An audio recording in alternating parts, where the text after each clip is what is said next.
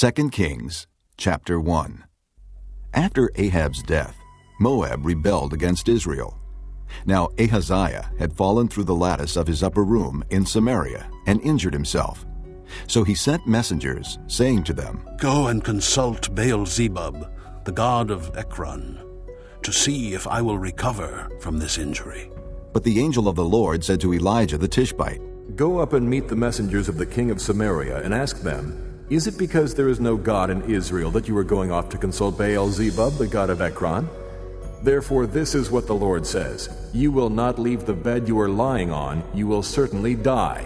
So Elijah went. When the messengers returned to the king, he asked them, "Why have you come back?" "A man came to meet us," they replied. "and he said to us, 'Go back to the king who sent you and tell him, this is what the Lord says. Is it because there is no God in Israel that you are sending men to consult Baal-zebub, the god of Ekron? Therefore you will not leave the bed you are lying on. You will certainly die.'" The king asked them, "What kind of man was it who came to meet you and told you this?" They replied. "He was a man with a garment of hair and with a leather belt around his waist." The king said, "That was Elijah the Tishbite." Then he sent to Elijah a captain with his company of 50 men. The captain went up to Elijah, who was sitting on the top of a hill, and said to him, "Man of God, the king says, 'Come down.'" Elijah answered the captain, "If I am a man of God, may fire come down from heaven and consume you and your 50 men." Then fire fell from heaven and consumed the captain and his men. At this the king sent to Elijah another captain with his 50 men. The captain said to him, "Man of God, this is what the king says.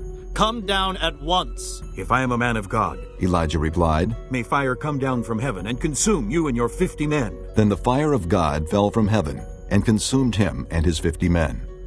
So the king sent a third captain with his 50 men. This third captain went up and fell on his knees before Elijah. "Man of God," he begged, "please have respect for my life and the lives of these 50 men, your servants. See, fire has fallen from heaven and consumed the first 2 captains and all their men. But now, have respect for my life." The angel of the Lord said to Elijah, "Go down with him. Do not be afraid of him." So Elijah got up and went down with him to the king. He told the king, "This is what the Lord says. Is it because there is no God in Israel for you to consult that you have sent messengers to consult Baal-zebub, the god of Ekron? Because you have done this, you will never leave the bed you are lying on. You will certainly die." So he died, according to the word of the Lord that Elijah had spoken. Because Ahaziah had no son, Joram succeeded him as king in the 2nd year of Jehoram, son of Jehoshaphat, king of Judah. As for all the other events of Ahaziah's reign, and what he did, are they not written in the book of the annals of the kings of Israel? Chapter 2. When the Lord was about to take Elijah up to heaven in a whirlwind, Elijah and Elisha were on their way from Gilgal. Elijah said to Elisha, "Stay here. The Lord has sent me to Bethel." But Elisha said, "As surely as the Lord lives and as you live, I will not leave you." So they went down to Bethel. The company of the prophets at Bethel came out to Elisha and asked, "Do you know that the Lord is going to take your master from you today?" "Yes, I know," Elisha replied. "but do not speak of it." Then Elijah said to him, "Stay here, Elisha. The Lord has sent me to Jericho." And he replied, "As surely as the Lord lives and as you live, I will not leave you." So they went to Jericho. The company of the prophets at Jericho went up to Elisha and asked him, "Do you know that the Lord is going to take your master from you today?" "Yes, I know," he replied. "but do not speak of it." Then Elijah said to him, "Stay here. The Lord has sent me to the Jordan." And he replied, "As surely as the Lord lives and as you live, I will not leave you." So the 2 of them walked on. 50 men of the company of the prophets went and stood at a distance, facing the place where Elijah and Elisha had stopped at the Jordan. Elijah took his cloak, rolled it up, and struck the water with it. The water divided to the right and to the left, and the 2 of them crossed over on dry ground. When they had crossed, Elijah said to Elisha, "Tell me, what can I do for you before I am taken from you?" "Let me inherit a double portion of your spirit." Elisha replied. "You have asked a difficult thing." Elijah said, "Yet if you see me when I am taken from you, it will be yours. Otherwise not. As they were walking along and talking together, suddenly a chariot of fire and horses of fire appeared and separated the two of them, and Elijah went up to heaven in a whirlwind. Elisha saw this and cried out, My father! My father! The chariots and horsemen of Israel! And Elisha saw him no more. Then he took hold of his own clothes and tore them apart. He picked up the cloak that had fallen from Elijah and went back and stood on the bank of the Jordan. Then he took the cloak that had fallen from him and struck the water with it. Where now is the Lord, the God of Elijah? He asked. When he struck the water, it divided to the right and to the left, and he crossed over.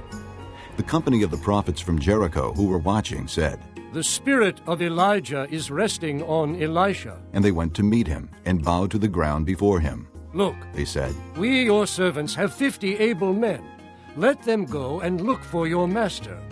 Perhaps the Spirit of the Lord has picked him up and set him down on some mountain or in some valley. No, Elisha replied. Do not send them. But they persisted until he was too ashamed to refuse. So he said, Send them. And they sent 50 men, who searched for 3 days, but did not find him. When they returned to Elisha, who was staying in Jericho, he said to them, Didn't I tell you not to go?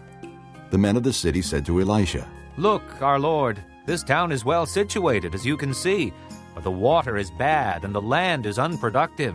Bring me a new bowl, he said, and put salt in it. So they brought it to him.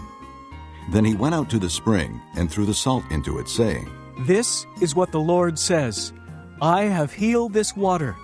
Never again will it cause death or make the land unproductive. And the water has remained wholesome to this day, according to the word Elisha had spoken. From there, Elisha went up to Bethel. As he was walking along the road, some youths came out of the town and jeered at him. Go on up, you bald head, they said. Go on up, you bald head. He turned around, looked at them, and called down a curse on them in the name of the Lord. Then 2 bears came out of the woods and mauled 42 of the youths. And he went on to Mount Carmel, and from there returned to Samaria. Chapter 3. Joram, son of Ahab, became king of Israel in Samaria in the 18th year of Jehoshaphat, king of Judah, and he reigned 12 years. He did evil in the eyes of the Lord, but not as his father and mother had done. He got rid of the sacred stone of Baal that his father had made. Nevertheless, he clung to the sins of Jeroboam, son of Nebat, which he had caused Israel to commit. He did not turn away from them. Now Mesha, king of Moab, raised sheep, and he had to supply the king of Israel with 100,000 lambs and with the wool of 100,000 rams. But after Ahab died, the king of Moab rebelled against the king of Israel. So at that time King Joram set out from Samaria and mobilized all Israel. He also sent this message to Jehoshaphat, king of Judah. The king of Moab has rebelled against me. Will you go with me to fight against Moab? I will go with you, he replied. I am as you are, my people as your people, my horses as your horses. By what route shall we attack? He asked. Through the desert of Edom, he answered. So the king of Israel set out with the king of Judah and the king of Edom. After a roundabout march of 7 days, the army had no more water for themselves or for the animals with them. What? Exclaimed the king of Israel. Has the Lord called us 3 kings together only to hand us over to Moab? But Jehoshaphat asked, Is there no prophet of the Lord here, that we may inquire of the Lord through him? An officer of the king of Israel answered, Elisha, son of Shaphat, is here. He used to pour water on the hands of Elijah. Jehoshaphat said, The word of the Lord is with him. So the king of Israel and Jehoshaphat and the king of Edom went down to him. Elisha said to the king of Israel, What do we have to do with each other? Go to the prophets of your father and the prophets of your mother. No, the king of Israel answered, because it was the Lord who called us 3 kings together to hand us over to Moab. Elisha said, As surely as the Lord Almighty lives, whom I serve, if I did not have respect for the presence of Jehoshaphat, king of Judah, I would not look at you or even notice you. But now bring me a harpist. While the harpist was playing, the hand of the Lord came upon Elisha, and he said, This is what the Lord says. Make this valley full of ditches, for this is what the Lord says. You will see neither wind nor rain, yet this valley will be filled with water. And you, your cattle, and your other animals will drink. This is an easy thing in the eyes of the Lord. He will also hand Moab over to you. You will overthrow every fortified city and every major town. You will cut down every good tree, stop up all the springs, and ruin every good field with stones." The next morning, about the time for offering the sacrifice, there it was, water flowing from the direction of Edom, and the land was filled with water.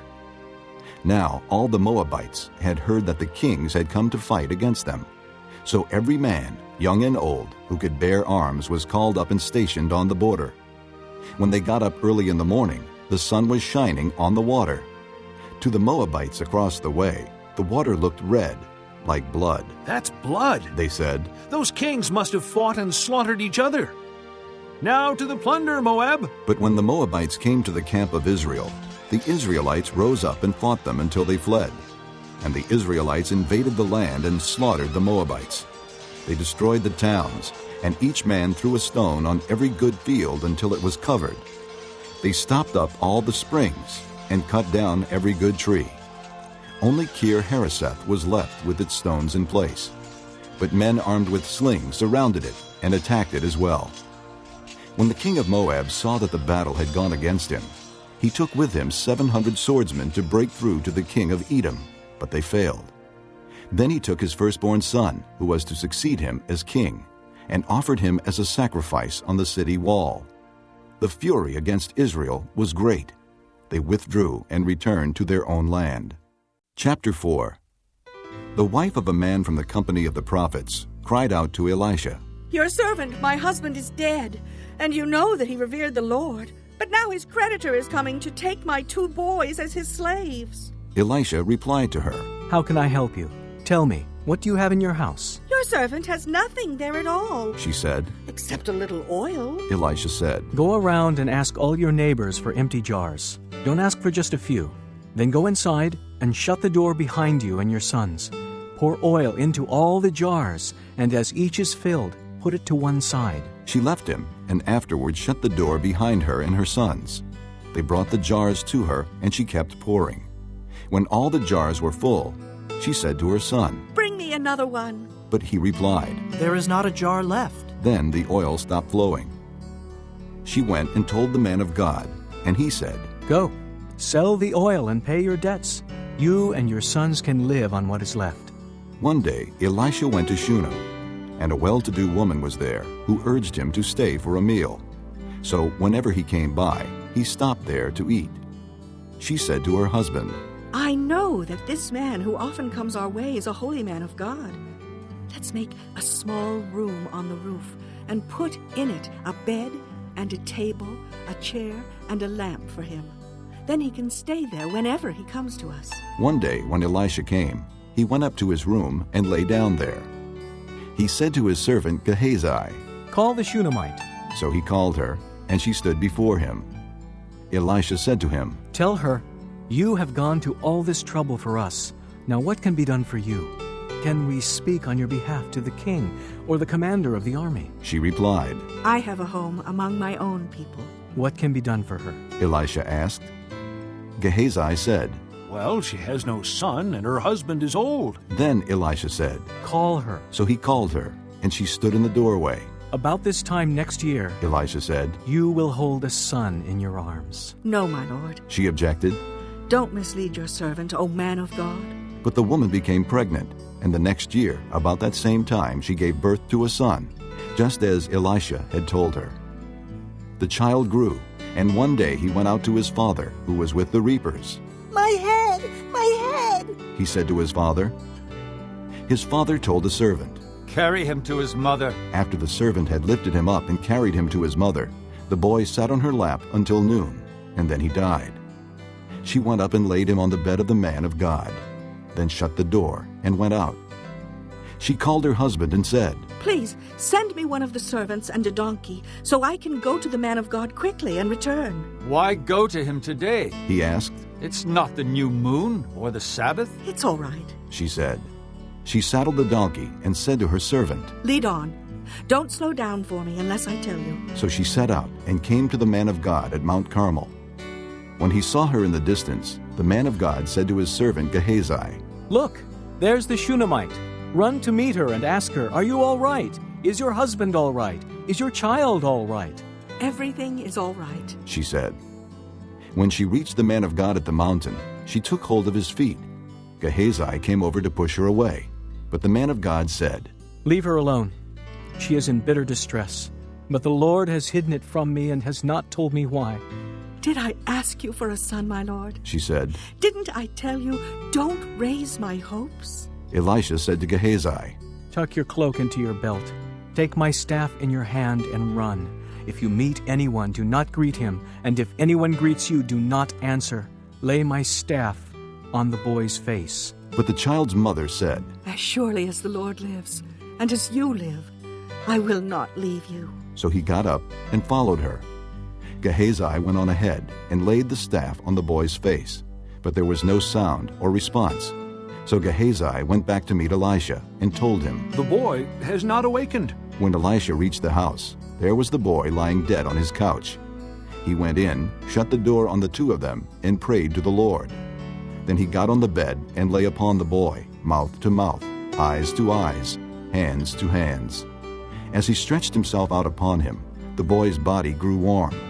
Elisha turned away and walked back and forth in the room, and then got on the bed and stretched out upon him once more. The boy sneezed 7 times and opened his eyes. Elisha summoned Gehazi and said, "Call the Shunammite." And he did. When she came, he said, "Take your son." She came in, fell at his feet, and bowed to the ground. Then she took her son and went out. Elisha returned to Gilgal, and there was a famine in that region. While the company of the prophets was meeting with him, he said to his servant, "Put on the large pot and cook some stew for these men." One of them went out into the fields to gather herbs and found a wild vine. He gathered some of its gourds and filled the fold of his cloak. When he returned, he cut them up into the pot of stew, though no one knew what they were.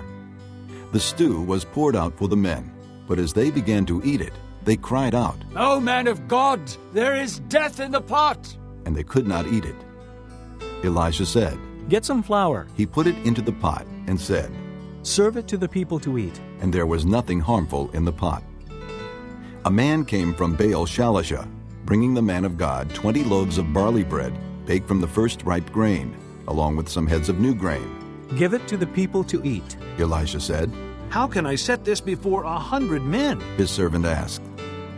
But Elisha answered, "Give it to the people to eat, for this is what the Lord says, they will eat and have some left over." Then he set it before them, and they ate and had some left over, according to the word of the Lord. Chapter 5. Now Naaman was commander of the army of the king of Aram. He was a great man in the sight of his master, and highly regarded, because through him the Lord had given victory to Aram. He was a valiant soldier, but he had leprosy. Now bands from Aram had gone out and had taken captive a young girl from Israel, and she served Naaman's wife. She said to her mistress, "If only my master would see the prophet who is in Samaria, he would cure him of his leprosy." Naaman went to his master and told him what the girl from Israel had said. "By all means, go," the king of Aram replied. "I will send a letter to the king of Israel." So Naaman left, taking with him 10 talents of silver, 6,000 shekels of gold, and 10 sets of clothing. The letter that he took to the king of Israel read, "With this letter I am sending my servant Naaman to you, so that you may cure him of his leprosy." As soon as the king of Israel read the letter, he tore his robes and said, "Am I God? Can I kill and bring back to life? Why does this fellow send someone to me to be cured of his leprosy? See how he was trying to pick a quarrel with me?" When Elijah the man of God heard that the king of Israel had torn his robes, he sent him this message, "Why have you torn your robes? Have the man come to me, and he will know that there is a prophet in Israel." So Naaman went with his horses and chariots and stopped at the door of Elisha's house. Elisha sent a messenger to say to him, "Go, wash yourself 7 times in the Jordan, and your flesh will be restored, and you will be cleansed." But Naaman went away angry and said, "I thought that he would surely come out to me and stand and call on the name of the Lord his God, wave his hand over the spot, and cure me of my leprosy. Are not Abana and Pharpar, the rivers of Damascus, better than any of the waters of Israel? Couldn't I wash in them and be cleansed?" So he turned and went off in a rage.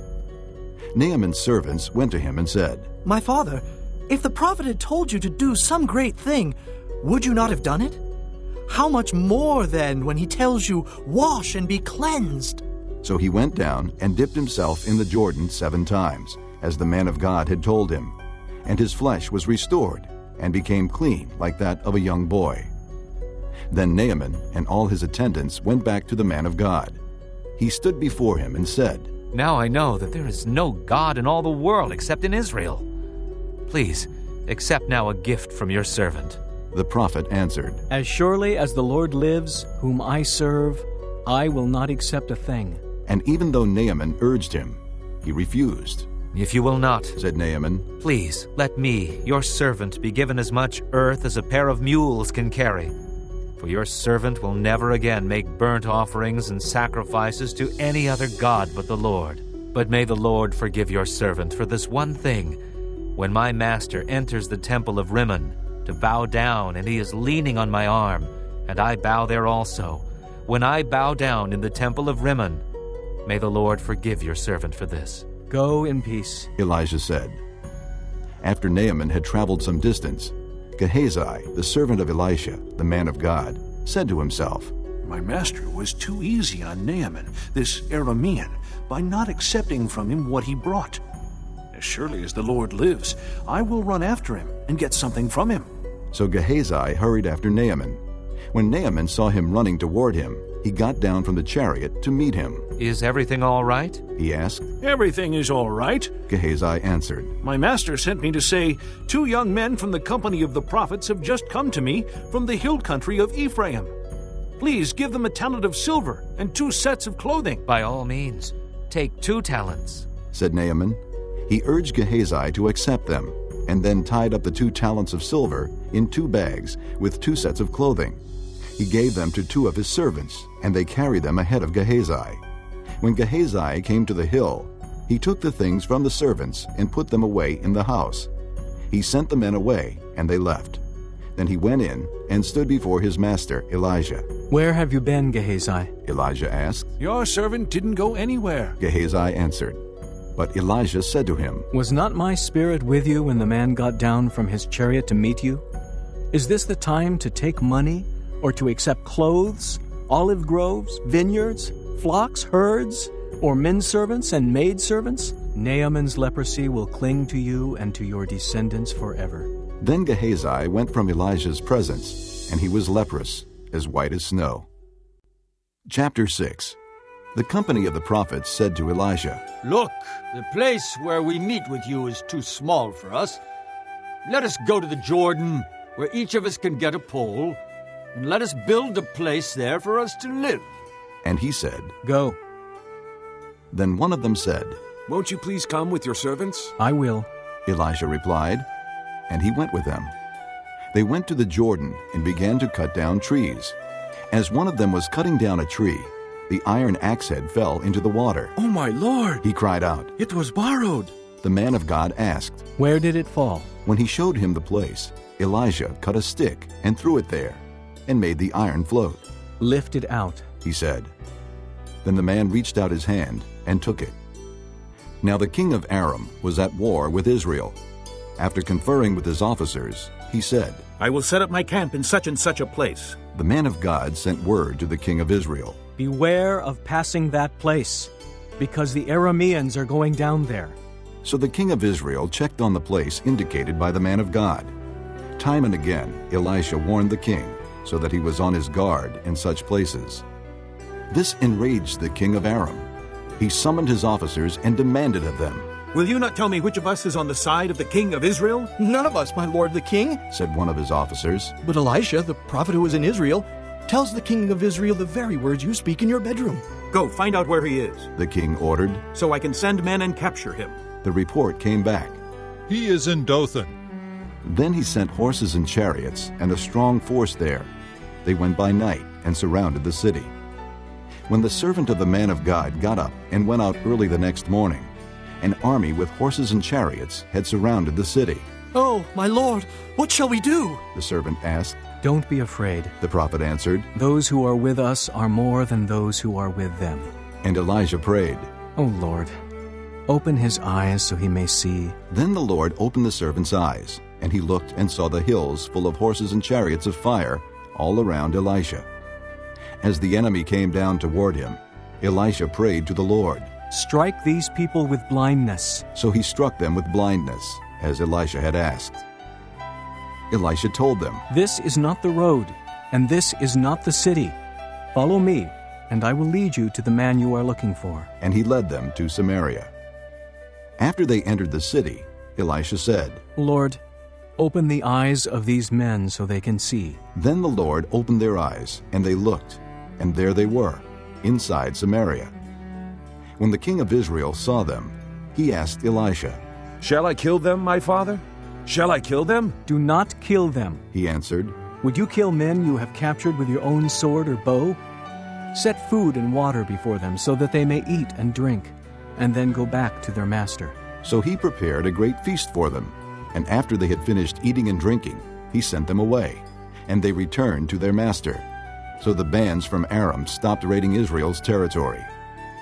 Sometime later, Ben-Hadad, king of Aram, mobilized his entire army and marched up and laid siege to Samaria. There was a great famine in the city. The siege lasted so long that a donkey's head sold for 80 shekels of silver, and a quarter of a cab of seed pods for 5 shekels. As the king of Israel was passing by on the wall, a woman cried to him, Help me, my lord the king. The king replied, If the Lord does not help you, where can I get help for you? From the threshing floor? From the winepress? Then he asked her, What's the matter? She answered, This woman said to me, Give up your son so we may eat him today, and tomorrow we'll eat my son. So we cooked my son and ate him. The next day I said to her, Give up your son so we may eat him. But she had hidden him. When the king heard the woman's words, he tore his robes. As he went along the wall, the people looked, and there, underneath, he had sackcloth on his body. He said, May God deal with me, be it ever so severely, if the head of Elisha, son of Shaphat, remains on his shoulders today. Now Elisha was sitting in his house, and the elders were sitting with him. The king sent a messenger ahead, but before he arrived, Elisha said to the elders, Don't you see how this murderer is sending someone to cut off my head? Look, when the messenger comes, shut the door and hold it shut against him. Is not the sound of his master's footsteps behind him? While he was still talking to them, the messenger came down to him. And the king said, This disaster is from the Lord. Why should I wait for the Lord any longer? Chapter 7. Elisha said, Hear the word of the Lord. This is what the Lord says. About this time tomorrow, a seah of flour will sell for a shekel, and 2 seahs of barley for a shekel, at the gate of Samaria. The officer on whose arm the king was leaning said to the man of God, Look, even if the Lord should open the floodgates of the heavens, could this happen? You will see it with your own eyes, answered Elisha, but you will not eat any of it. Now there were 4 men with leprosy at the entrance of the city gate. They said to each other, Why stay here until we die? If we say, We'll go into the city, the famine is there, and we will die. And if we stay here, we will die. So let's go over to the camp of the Arameans and surrender. If they spare us, we live. If they kill us, then we die. At dusk they got up and went to the camp of the Arameans. When they reached the edge of the camp, not a man was there, for the Lord had caused the Arameans to hear the sound of chariots and horses and a great army, so that they said to one another, Look, the king of Israel has hired the Hittite and Egyptian kings to attack us. So they got up and fled in the dusk and abandoned their tents and their horses and donkeys. They left the camp as it was and ran for their lives. The men who had leprosy reached the edge of the camp and entered one of the tents. They ate and drank and carried away silver, gold, and clothes and went off and hid them. They returned and entered another tent and took some things from it and hid them also. Then they said to each other, We're not doing right. This is a day of good news, and we are keeping it to ourselves. If we wait until daylight, punishment will overtake us. Let's go at once and report this to the royal palace. So they went and called out to the city gatekeepers and told them, We went into the Aramean camp, and not a man was there, not a sound of anyone, only tethered horses and donkeys, and the tents left just as they were. The gatekeepers shouted the news, and it was reported within the palace. The king got up in the night and said to his officers, I will tell you what the Arameans have done to us. They know we are starving, so they have left the camp to hide in the countryside, thinking they will surely come out, and then we will take them alive and get into the city. One of his officers answered, Have some men take 5 of the horses that are left in the city. Their plight will be like that of all the Israelites left here. Yes, they will only be like all these Israelites who are doomed. So let us send them to find out what happened. So they selected 2 chariots with their horses, and the king sent them after the Aramean army. He commanded the drivers, Go and find out what has happened. They followed them as far as the Jordan, and they found the whole road strewn with the clothing and equipment the Arameans had thrown away in their headlong flight. So the messengers returned and reported to the king. Then the people went out and plundered the camp of the Arameans.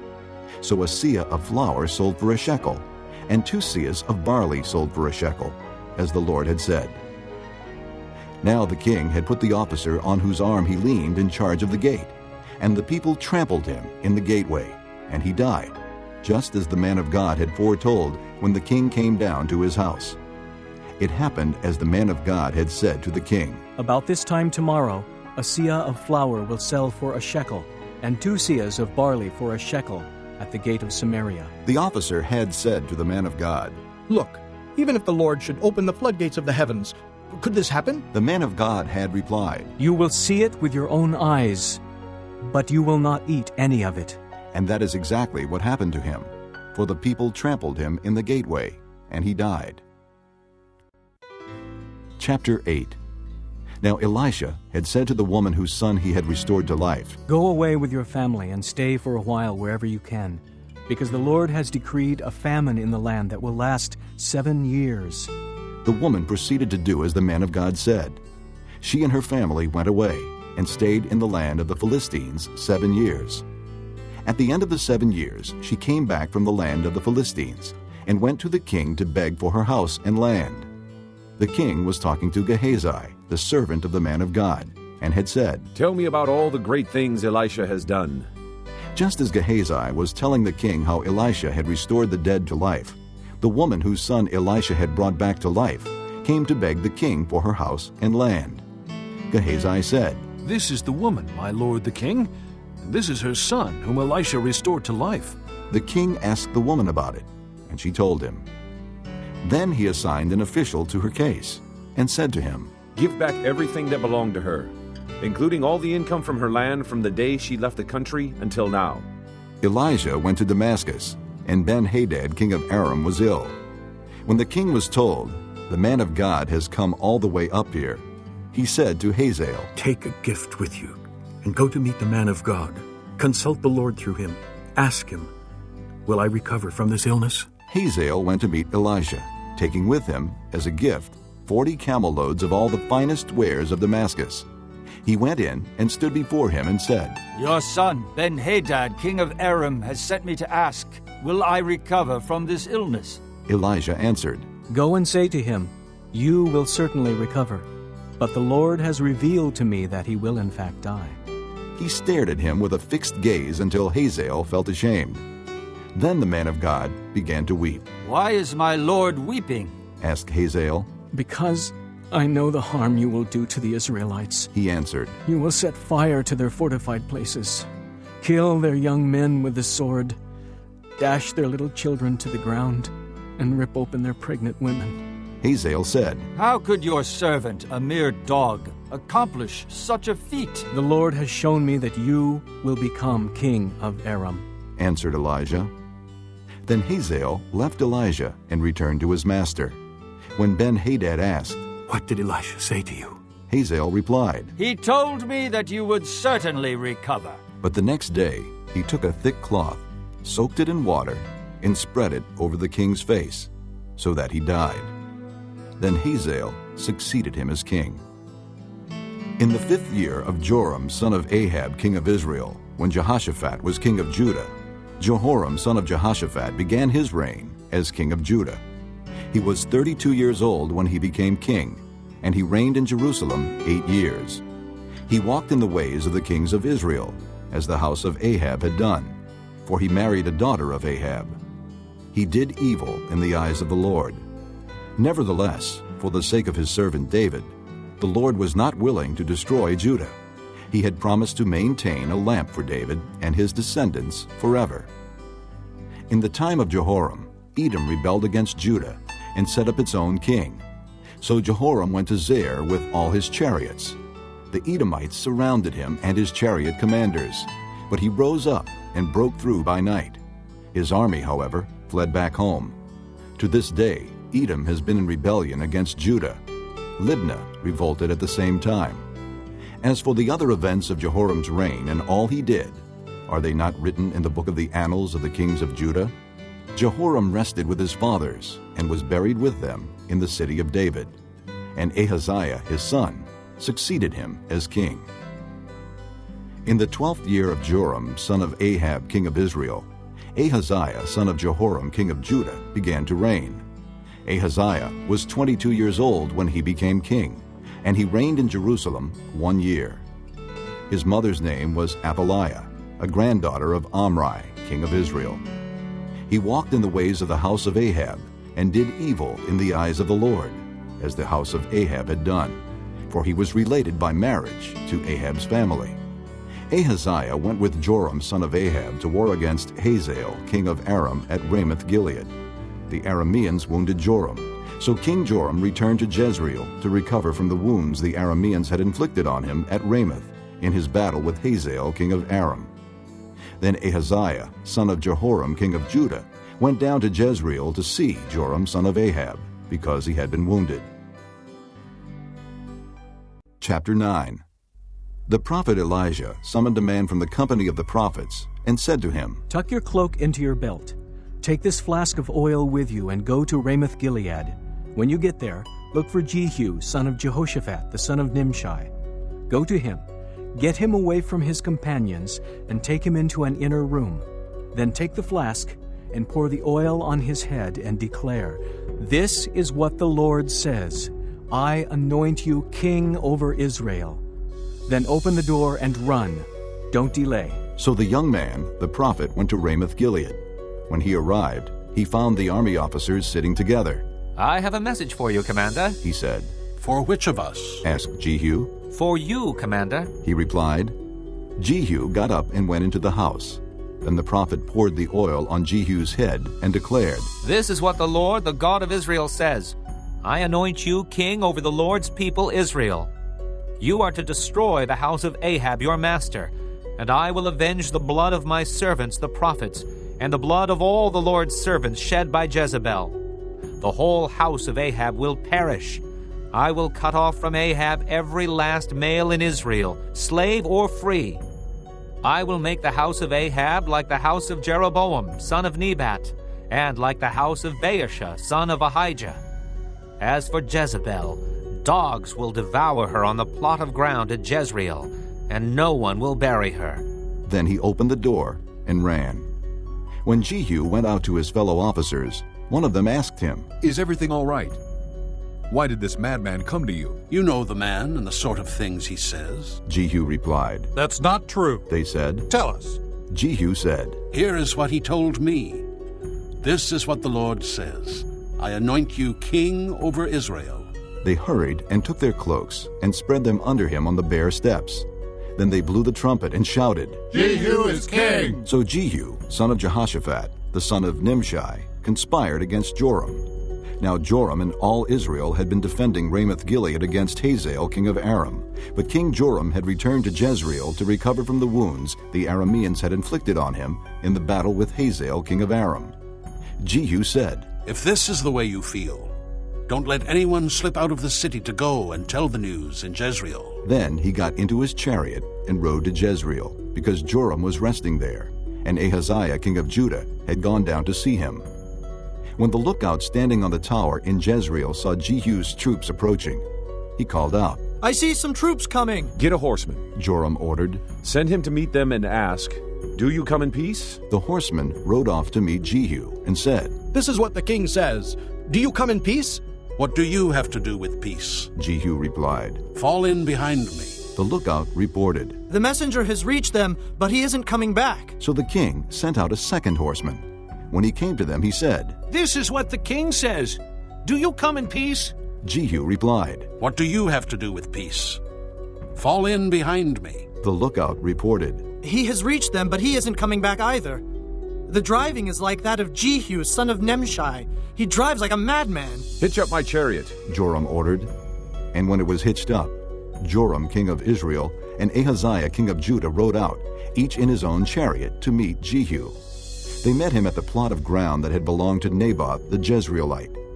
When Joram saw Jehu, he asked, Have you come in peace, Jehu? How can there be peace? Jehu replied, As long as all the idolatry and witchcraft of your mother Jezebel abound. Joram turned about and fled, calling out to Ahaziah, Treachery, Ahaziah. Then Jehu drew his bow and shot Joram between the shoulders. The arrow pierced his heart, and he slumped down in his chariot. Jehu said to Bidkar, his chariot officer, Pick him up and throw him on the field that belonged to Naboth the Jezreelite. Remember how you and I were riding together in chariots behind Ahab his father, when the Lord made this prophecy about him. Yesterday I saw the blood of Naboth and the blood of his sons, declares the Lord, and I will surely make you pay for it on this plot of ground, declares the Lord. Now then, pick him up and throw him on that plot, in accordance with the word of the Lord. When Ahaziah, king of Judah, saw what had happened, he fled up the road to Beth-Hagan. Jehu chased him, shouting, Kill him too! They wounded him in his chariot on the way up to Gur, near Ibleam, but he escaped to Megiddo and died there. His servants took him by chariot to Jerusalem and buried him with his fathers in his tomb in the city of David. In the 11th year of Joram son of Ahab, Ahaziah had become king of Judah. Then Jehu went to Jezreel. When Jezebel heard about it, she painted her eyes, arranged her hair, and looked out of a window. As Jehu entered the gate, she asked, Have you come in peace, Zimri, you murderer of your master? He looked up at the window and called out, Who is on my side? Who? 2 or 3 eunuchs looked down at him. Throw her down, Jehu said. So they threw her down, and some of her blood spattered the wall and the horses as they trampled her underfoot. Jehu went in and ate and drank. Take care of that cursed woman, he said, and bury her, for she was a king's daughter. But when they went out to bury her, they found nothing except her skull, her feet, and her hands. They went back and told Jehu, who said, This is the word of the Lord that he spoke through his servant Elijah the Tishbite. On the plot of ground at Jezreel, dogs will devour Jezebel's flesh. Jezebel's body will be like refuse on the ground in the plot at Jezreel, so that no one will be able to say, This is Jezebel. Chapter 10. Now there were in Samaria 70 sons of the house of Ahab. So Jehu wrote letters and sent them to Samaria, to the officials of Jezreel, to the elders, and to the guardians of Ahab's children. He said, As soon as this letter reaches you, since your master's sons are with you and you have chariots and horses, a fortified city and weapons, choose the best and most worthy of your master's sons and set him on his father's throne. Then fight for your master's house. But they were terrified and said, If 2 kings could not resist him, how can we? So the palace administrator, the city governor, the elders, and the guardians sent this message to Jehu. We are your servants, and we will do anything you say. We will not appoint anyone as king. You do whatever you think best. Then Jehu wrote them a second letter, saying, If you are on my side and will obey me, take the heads of your master's sons and come to me in Jezreel by this time tomorrow. Now the royal princes, 70 of them, were with the leading men of the city, who were rearing them. When the letter arrived, these men took the princes and slaughtered all 70 of them. They put their heads in baskets and sent them to Jehu in Jezreel. When the messenger arrived, he told Jehu, They have brought the heads of the princes. Then Jehu ordered, Put them in 2 piles at the entrance of the city gate until morning. The next morning Jehu went out. he stood before all the people and said, "You are innocent. It was I who conspired against my master and killed him. But who killed all these? Know then that not a word the Lord has spoken against the house of Ahab will fail. The Lord has done what he promised through his servant Elijah." So Jehu killed everyone in Jezreel who remained of the house of Ahab, as well as all his chief men, his close friends, and his priests, leaving him no survivor. Jehu then set out and went towards Samaria. At Beth-Eked of the shepherds, he met some relatives of Ahaziah, king of Judah, and asked, "Who are you?" They said, "We are relatives of Ahaziah, and we have come down to greet the families of the king and of the queen mother." "Take them alive," he ordered. So they took them alive and slaughtered them by the well of Beth-Eked, 42 men. He left no survivor. After he left there, he came upon Jehonadab, son of Rechab, who was on his way to meet him. Jehu greeted him and said, "Are you in accord with me, as I am with you?"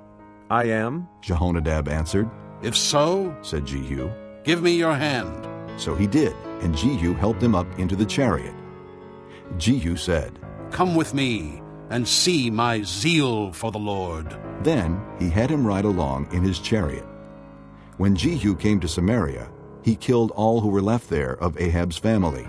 He destroyed them, according to the word of the Lord spoken to Elijah. Then Jehu brought all the people together and said to them, "Ahab served Baal a little. Jehu will serve him much. Now summon all the prophets of Baal, all his ministers and all his priests. See that no one is missing, because I am going to hold a great sacrifice for Baal. Anyone who fails to come will no longer live." But Jehu was acting deceptively in order to destroy the ministers of Baal. Jehu said, "Call an assembly in honor of Baal." So they proclaimed it. Then he sent word throughout Israel, and all the ministers of Baal came. Not one stayed away. They crowded into the temple of Baal until it was full from one end to the other. And Jehu said to the keeper of the wardrobe, "Bring robes for all the ministers of Baal." So he brought out robes for them.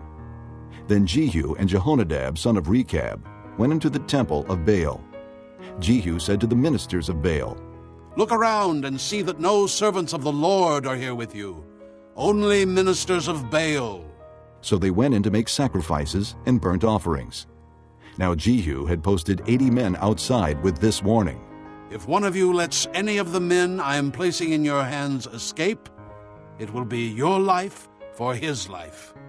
As soon as Jehu had finished making the burnt offering, he ordered the guards and officers, "Go in and kill them. Let no one escape." So they cut them down with the sword. The guards and officers threw the bodies out and then entered the inner shrine of the temple of Baal. They brought the sacred stone out of the temple of Baal and burned it. They demolished the sacred stone of Baal and tore down the temple of Baal, and people have used it for a latrine to this day. So Jehu destroyed Baal worship in Israel. However, he did not turn away from the sins of Jeroboam son of Nebat, which he had caused Israel to commit, the worship of the golden calves at Bethel and Dan. The Lord said to Jehu, "Because you have done well in accomplishing what is right in my eyes, and have done to the house of Ahab all I had in mind to do, your descendants will sit on the throne of Israel to the 4th generation." Yet Jehu was not careful to keep the law of the Lord, the God of Israel, with all his heart. He did not turn away from the sins of Jeroboam, which he had caused Israel to commit. In those days, the Lord began to reduce the size of Israel. Hazael overpowered the Israelites throughout their territory east of the Jordan in all the land of Gilead, the region of Gad, Reuben, and Manasseh, from Aroer by the Arnon Gorge through Gilead to Bashan. As for the other events of Jehu's reign, all he did, and all his achievements, are they not written in the book of the annals of the kings of Israel? Jehu rested with his fathers and was buried in Samaria, and Jehoahaz, his son, succeeded him as king. The time that Jehu reigned over Israel in Samaria was 28 years. Chapter 11. When Athaliah, the mother of Ahaziah, saw that her son was dead, she proceeded to destroy the whole royal family.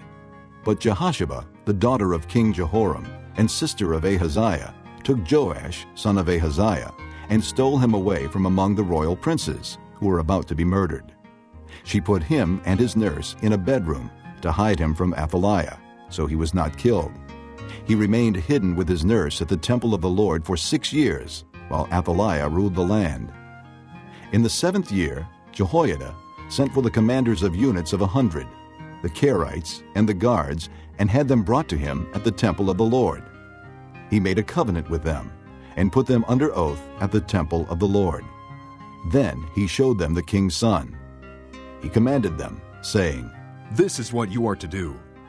You who are in the 3 companies that are going on duty on the Sabbath, a third of you guarding the royal palace, a third at the Sword Gate, and a third at the gate behind the guard, who take turns guarding the temple, and you who are in the other 2 companies that normally go off Sabbath duty, are all to guard the temple for the king.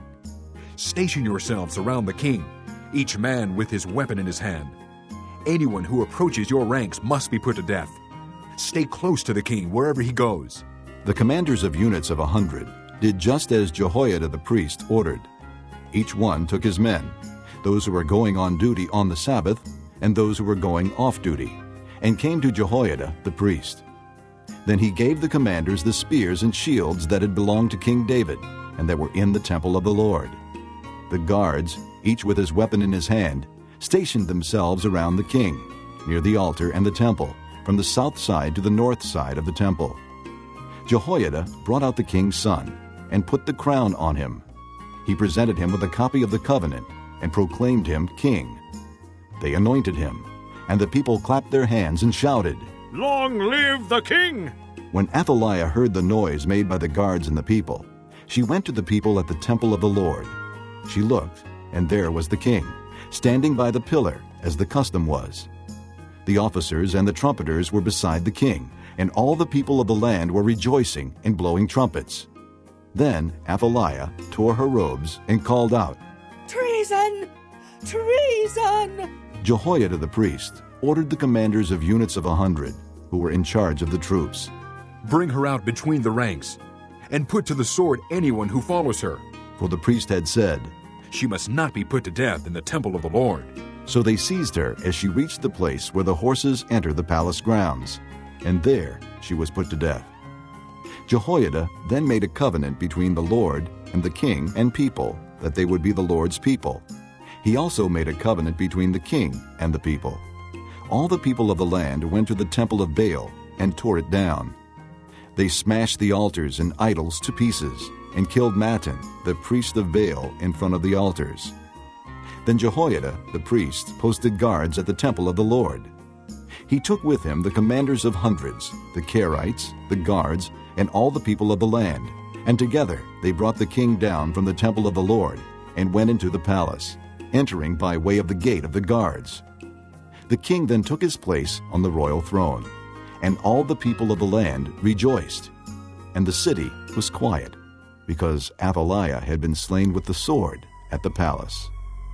Joash was 7 years old when he began to reign. Chapter 12. In the 7th year of Jehu, Joash became king, and he reigned in Jerusalem 40 years. His mother's name was Zibiah.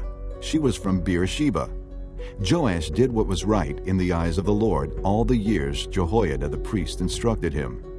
The high places, however, were not removed. The people continued to offer sacrifices and burn incense there. Joash said to the priests, "Collect all the money that is brought as sacred offerings to the temple of the Lord, the money collected in the census, the money received from personal vows, and the money brought voluntarily to the temple. Let every priest receive the money from one of the treasurers, and let it be used to repair whatever damage is found in the temple." But by the 23rd year of King Joash, the priests still had not repaired the temple. Therefore King Joash summoned Jehoiada the priest and the other priest and asked them, "Why aren't you repairing the damage done to the temple? Take no more money from your treasurers, but hand it over for repairing the temple." The priests agreed that they would not collect any more money from the people, and that they would not repair the temple themselves. Jehoiada the priest took a chest and bored a hole in its lid. He placed it beside the altar, on the right side as one enters the temple of the Lord. The priests who guarded the entrance put into the chest all the money that was brought to the temple of the Lord. Whenever they saw that there was a large amount of money in the chest, the royal secretary and the high priest came, counted the money that had been brought into the temple of the Lord, and put it into bags. When the amount had been determined, they gave the money to the men appointed to supervise the work on the temple. With it, they paid those who worked on the temple of the Lord, the carpenters and builders, the masons and stonecutters. They purchased timber and dressed stone for the repair of the temple of the Lord, and met all the other expenses of restoring the temple. The money brought into the temple was not spent for making silver basins, wick trimmers, sprinkling bowls, trumpets, or any other articles of gold or silver for the temple of the Lord. It was paid to the workmen, who used it to repair the temple. They did not require an accounting from those to whom they gave the money to pay the workers, because they acted with complete honesty.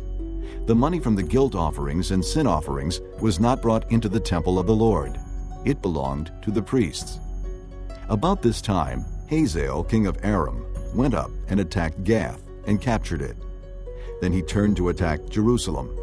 But Joash, king of Judah, took all the sacred objects dedicated by his fathers, Jehoshaphat, Jehoram, and Ahaziah, the kings of Judah, and the gifts he himself had dedicated, and all the gold found in the treasuries of the temple of the Lord and of the royal palace. And he sent them to Hazael, king of Aram, who then withdrew from Jerusalem.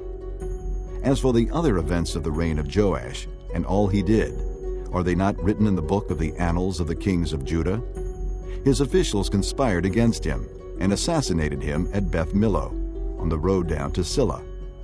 The officials who murdered him were Jozabad, son of Shimeath, and Jehozabad, son of Shomer. He died and was buried with his fathers in the city of David, and Amaziah his son succeeded him as king. Chapter 13. In the 23rd year of Joash, son of Ahaziah, king of Judah, Jehoahaz, son of Jehu, became king of Israel in Samaria, and he reigned 17 years. He did evil in the eyes of the Lord by following the sins of Jeroboam son of Nebat, which he had caused Israel to commit, and he did not turn away from them. So the Lord's anger burned against Israel, and for a long time he kept them under the power of Hazael king of Aram, and Ben-Hadad his son. Then Jehoahaz sought the Lord's favor, and the Lord listened to him, for he saw how severely the king of Aram was oppressing Israel. The Lord provided a deliverer for Israel, and they escaped from the power of Aram. So the Israelites lived in their own homes as they had before, but they did not turn away from the sins of the house of Jeroboam, which he had caused Israel to commit. They continued in them. Also the Asherah pole remained standing in Samaria.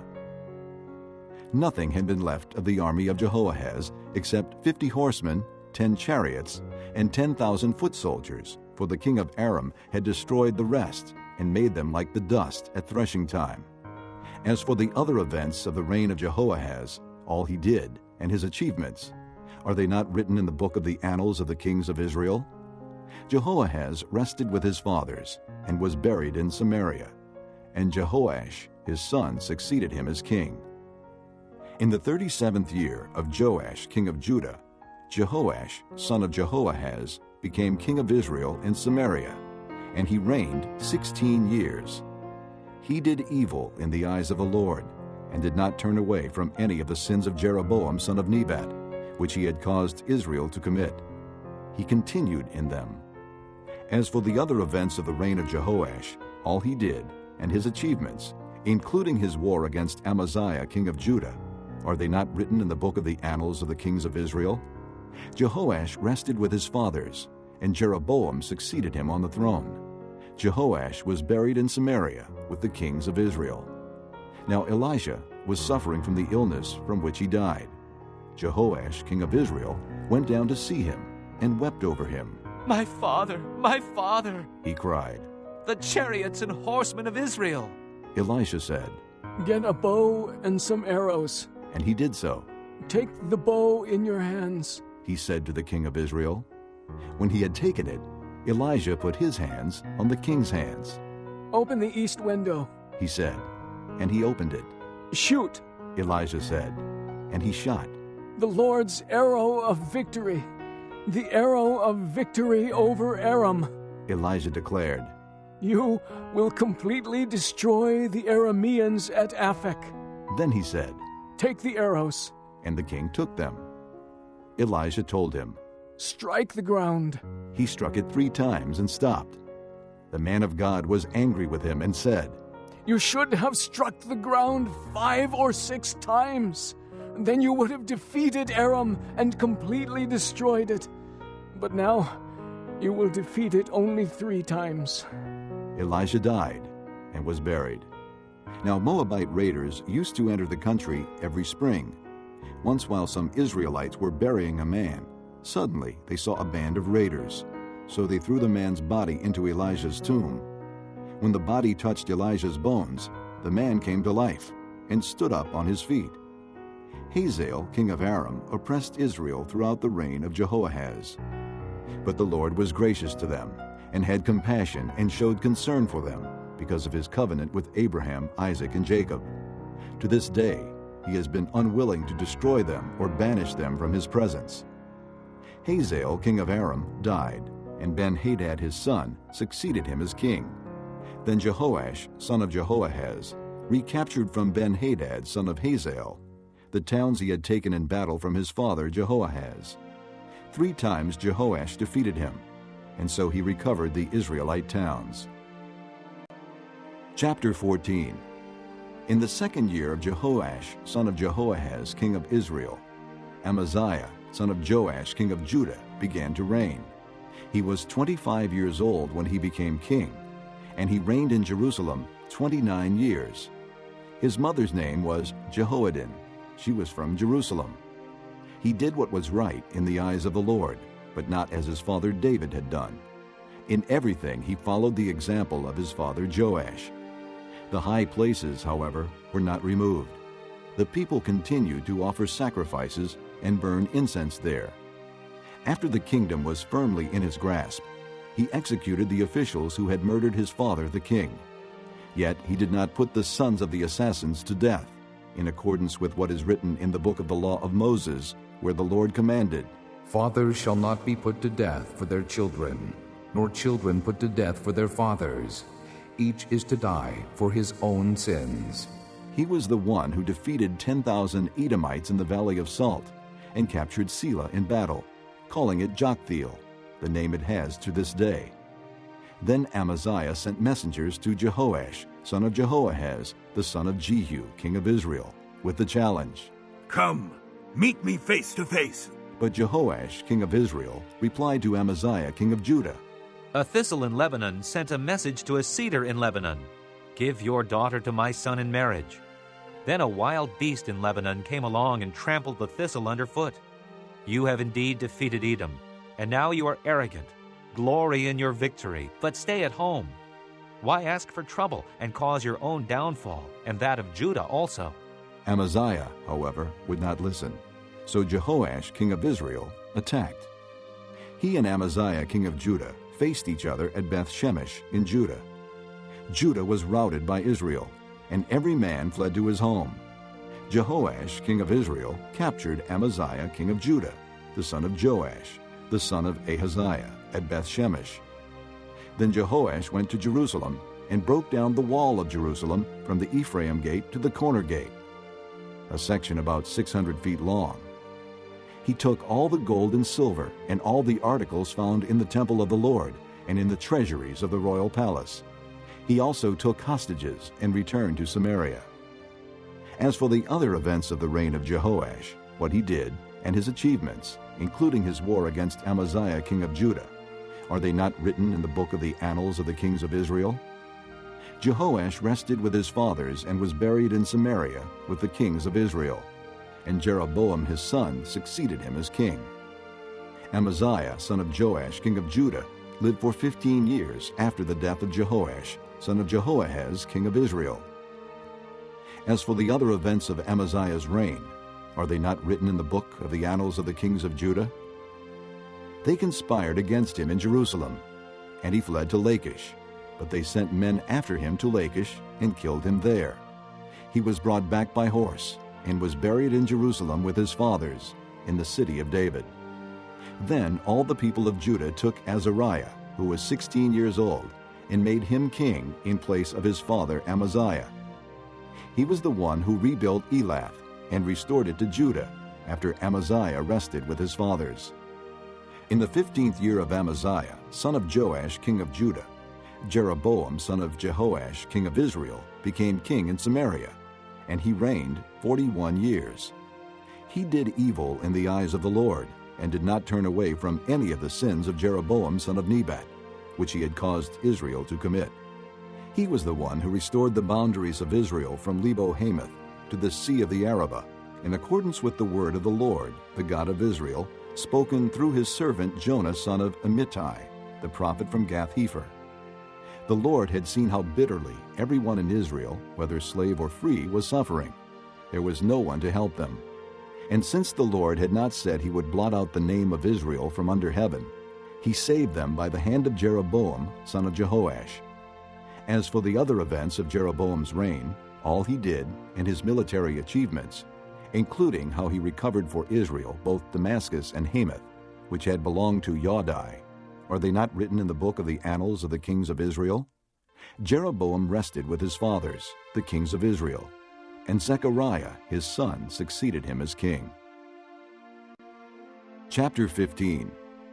In the 27th year of Jeroboam king of Israel, Azariah son of Amaziah king of Judah began to reign. He was 16 years old when he became king, and he reigned in Jerusalem 52 years. His mother's name was Jechaliah. She was from Jerusalem. He did what was right in the eyes of the Lord, just as his father Amaziah had done. The high places, however, were not removed. The people continued to offer sacrifices and burn incense there. The Lord afflicted the king with leprosy until the day he died, and he lived in a separate house.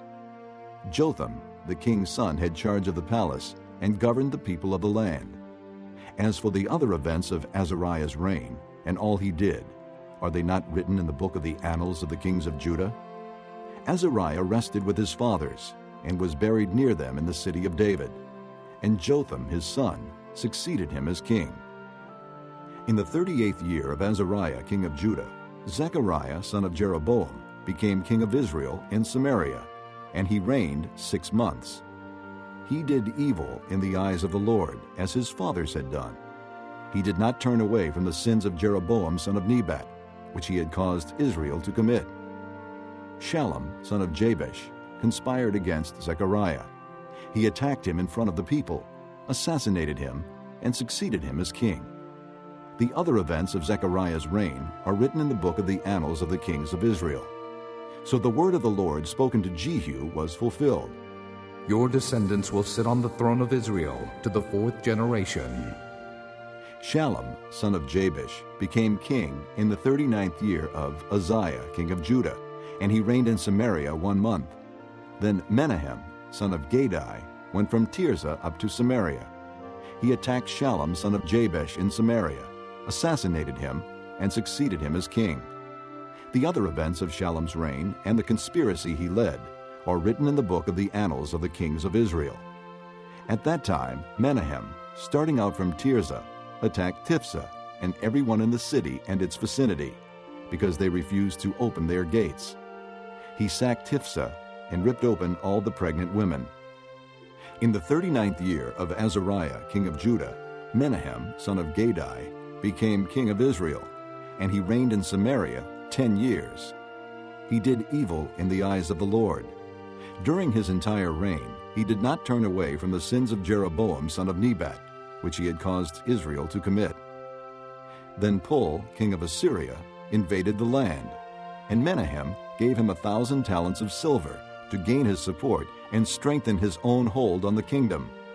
Menahem exacted this money from Israel. Every wealthy man had to contribute 50 shekels of silver to be given to the king of Assyria. So the king of Assyria withdrew and stayed in the land no longer. As for the other events of Menahem's reign and all he did, are they not written in the book of the annals of the kings of Israel? Menahem rested with his fathers, and Pekahiah his son succeeded him as king. In the 50th year of Azariah, king of Judah, Pekahiah, son of Menahem, became king of Israel and Samaria, and he reigned 2 years. Pekahiah did evil in the eyes of the Lord. He did not turn away from the sins of Jeroboam, son of Nebat, which he had caused Israel to commit. One of his chief officers, Pekah, son of Remaliah, conspired against him. Taking 50 men of Gilead with him, he assassinated Pekahiah, along with Argob and Ariah, in the citadel of the royal palace at Samaria. So Pekah killed Pekahiah and succeeded him as king. The other events of Pekahiah's reign and all he did are written in the book of the annals of the kings of Israel. In the 52nd year of Azariah, king of Judah, Pekah, son of Remaliah, became king of Israel in Samaria, and he reigned 20 years. He did evil in the eyes of the Lord. He did not turn away from the sins of Jeroboam, son of Nebat, which he had caused Israel to commit. In the time of Pekah, king of Israel, Tiglath-Pileser, king of Assyria, came and took Ijon, Abel-Beth-Maacah, Genoa, Kedesh, and Hazor. He took Gilead and Galilee, including all the land of Naphtali, and deported the people to Assyria. Then Hoshea, son of Elah, conspired against Pekah, son of Remaliah. He attacked and assassinated him, and then succeeded him as king in the 20th year of Jotham, son of Uzziah. As for the other events of Pekah's reign and all he did, are they not written in the book of the annals of the kings of Israel? In the 2nd year of Pekah, son of Remaliah, king of Israel, Jotham, son of Uzziah, king of Judah, began to reign. He was 25 years old when he became king, and he reigned in Jerusalem 16 years. His mother's name was Jerusha, daughter of Zadok. He did what was right in the eyes of the Lord, just as his father Uzziah had done. The high places, however, were not removed. The people continued to offer sacrifices and burn incense there. Jotham rebuilt the upper gate of the temple of the Lord. As for the other events of Jotham's reign and what he did, are they not written in the book of the annals of the kings of Judah? In those days the Lord began to send Rezin, king of Aram, and Pekah, son of Remaliah, against Judah. Jotham rested with his fathers and was buried with them in the city of David, the city of his father. And Ahaz, his son, succeeded him as king. Chapter 16. In the 17th year of Pekah, son of Remaliah, Ahaz, son of Jotham, king of Judah, began to reign. Ahaz was 20 years old when he became king, and he reigned in Jerusalem 16 years. Unlike David his father, he did not do what was right in the eyes of the Lord his God. He walked in the ways of the kings of Israel, and even sacrificed his son in the fire, following the detestable ways of the nations the Lord had driven out before the Israelites. He offered sacrifices and burned incense at the high places, on the hilltops, and under every spreading tree. Then Rezin, king of Aram, and Pekah, son of Remaliah, king of Israel, marched up to fight against Jerusalem and besieged Ahaz, but they could not overpower him. At that time Rezin, king of Aram, recovered Elath for Aram by driving out the men of Judah. Edomites then moved into Elath and have lived there to this day. Ahaz sent messengers to say to Tiglath-Pileser, king of Assyria, I am your servant and vassal. Come up and save me out of the hand of the king of Aram and of the king of Israel who are attacking me. And Ahaz took the silver and gold found in the temple of the Lord and in the treasuries of the royal palace, and sent it as a gift to the king of Assyria. The king of Assyria complied by attacking Damascus and capturing it.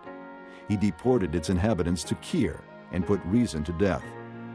Then King Ahaz went to Damascus to meet Tiglath-Pileser, king of Assyria.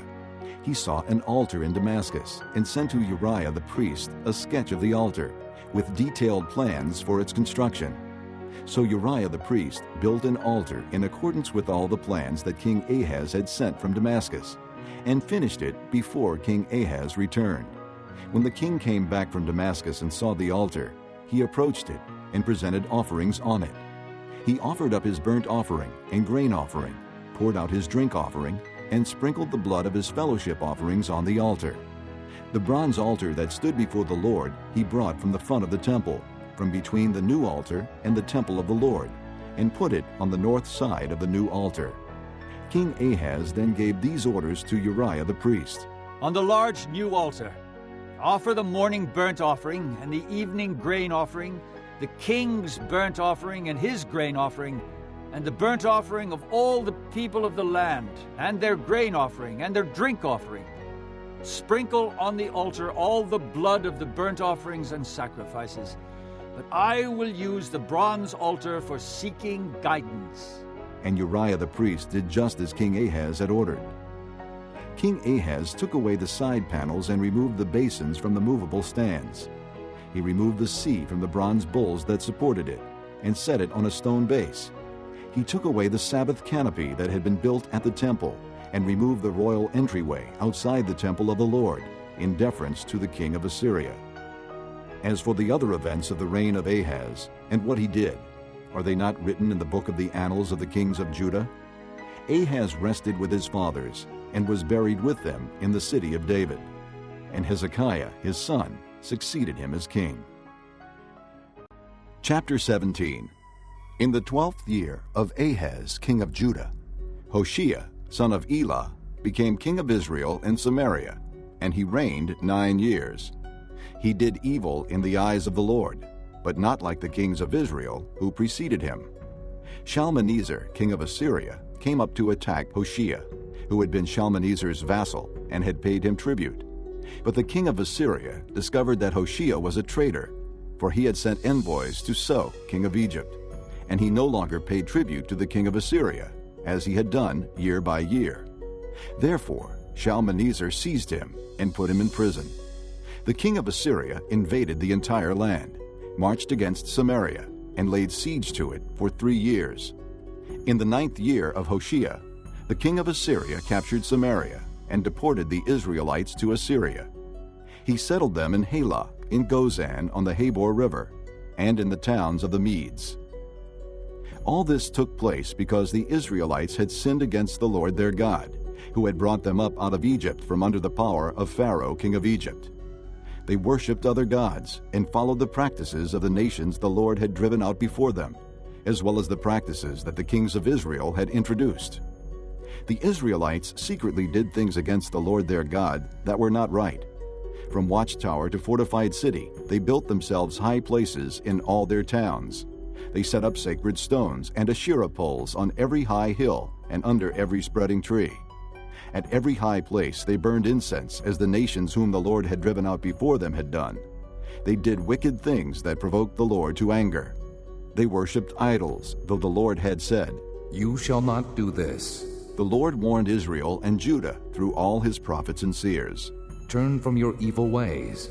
Observe my commands and decrees in accordance with the entire law that I commanded your fathers to obey, and that I delivered to you through my servants the prophets.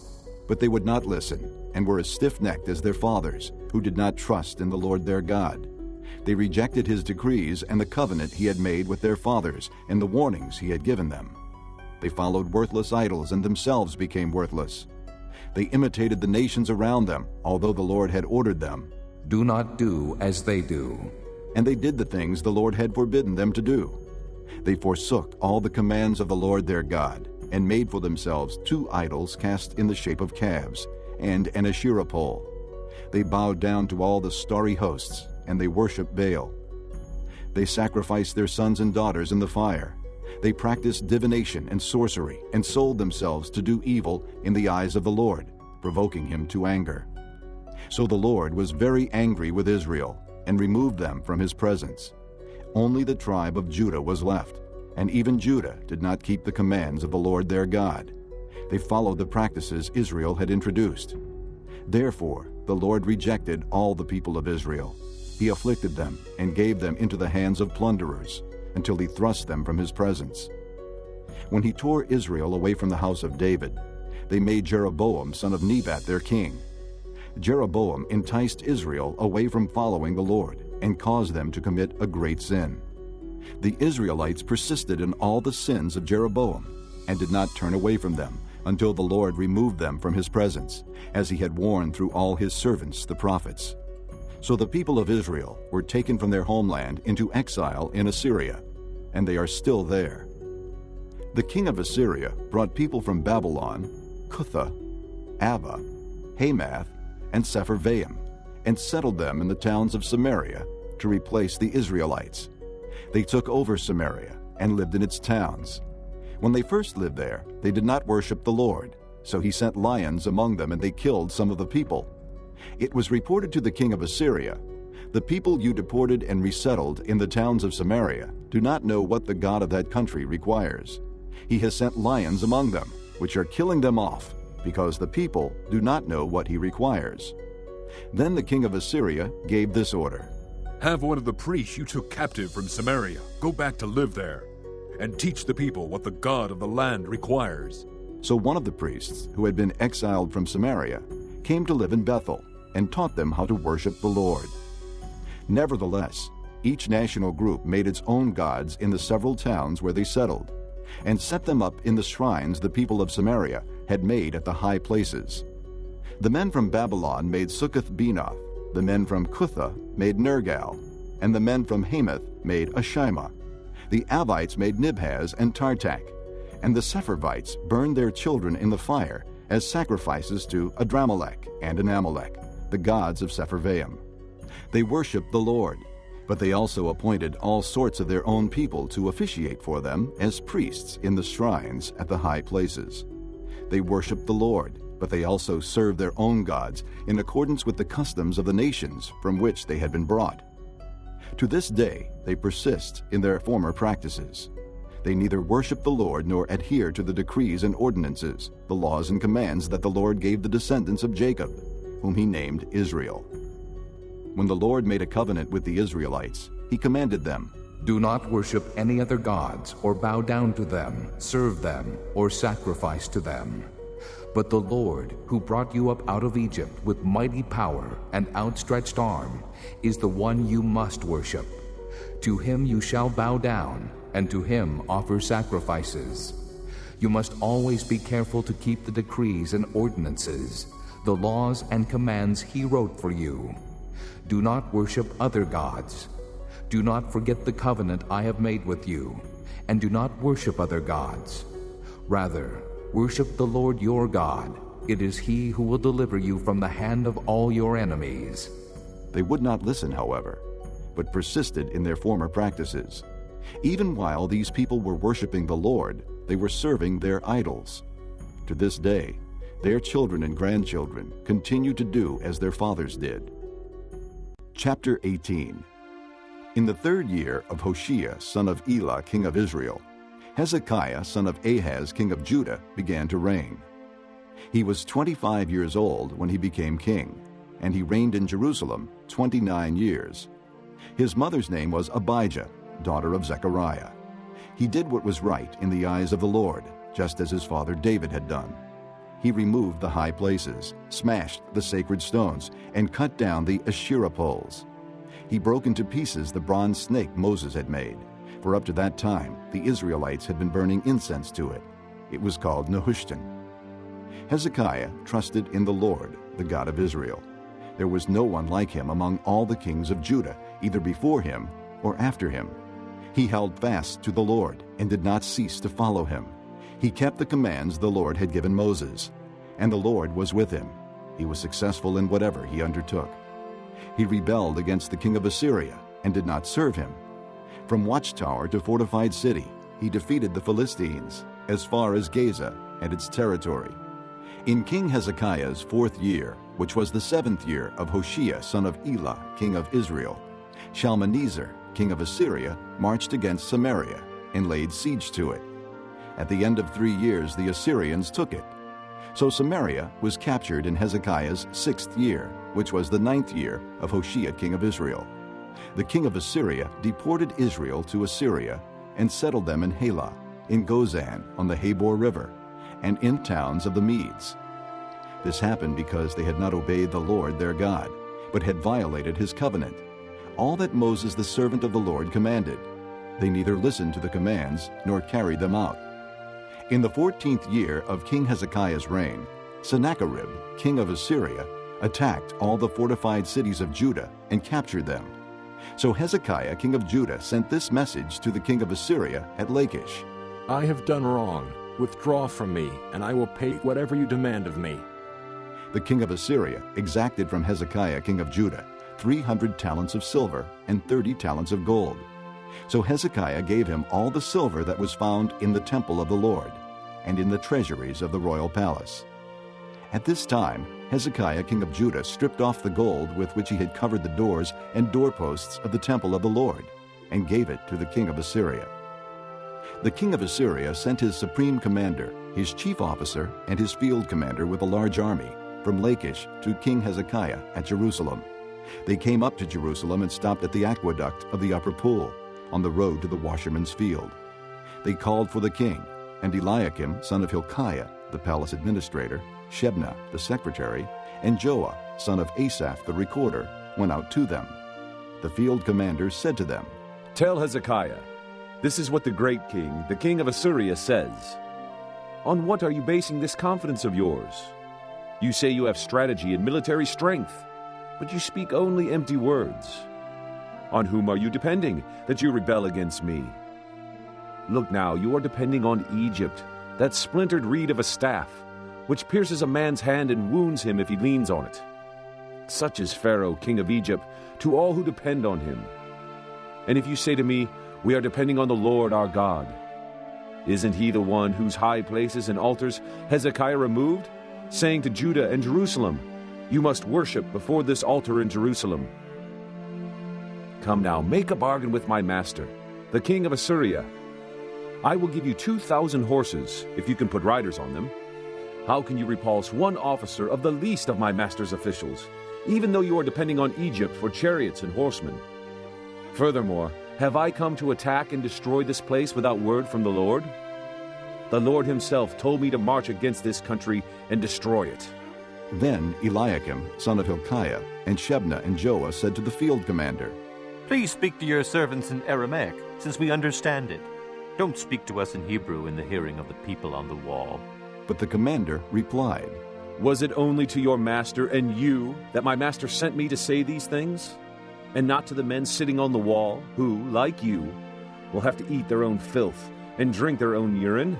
Then the commander stood and called out in Hebrew, Hear the word of the great king, the king of Assyria. This is what the king says. Do not let Hezekiah deceive you. He cannot deliver you from my hand. Do not let Hezekiah persuade you to trust in the Lord when he says, The Lord will surely deliver us. This city will not be given into the hand of the king of Assyria. Do not listen to Hezekiah. This is what the king of Assyria says. Make peace with me and come out to me.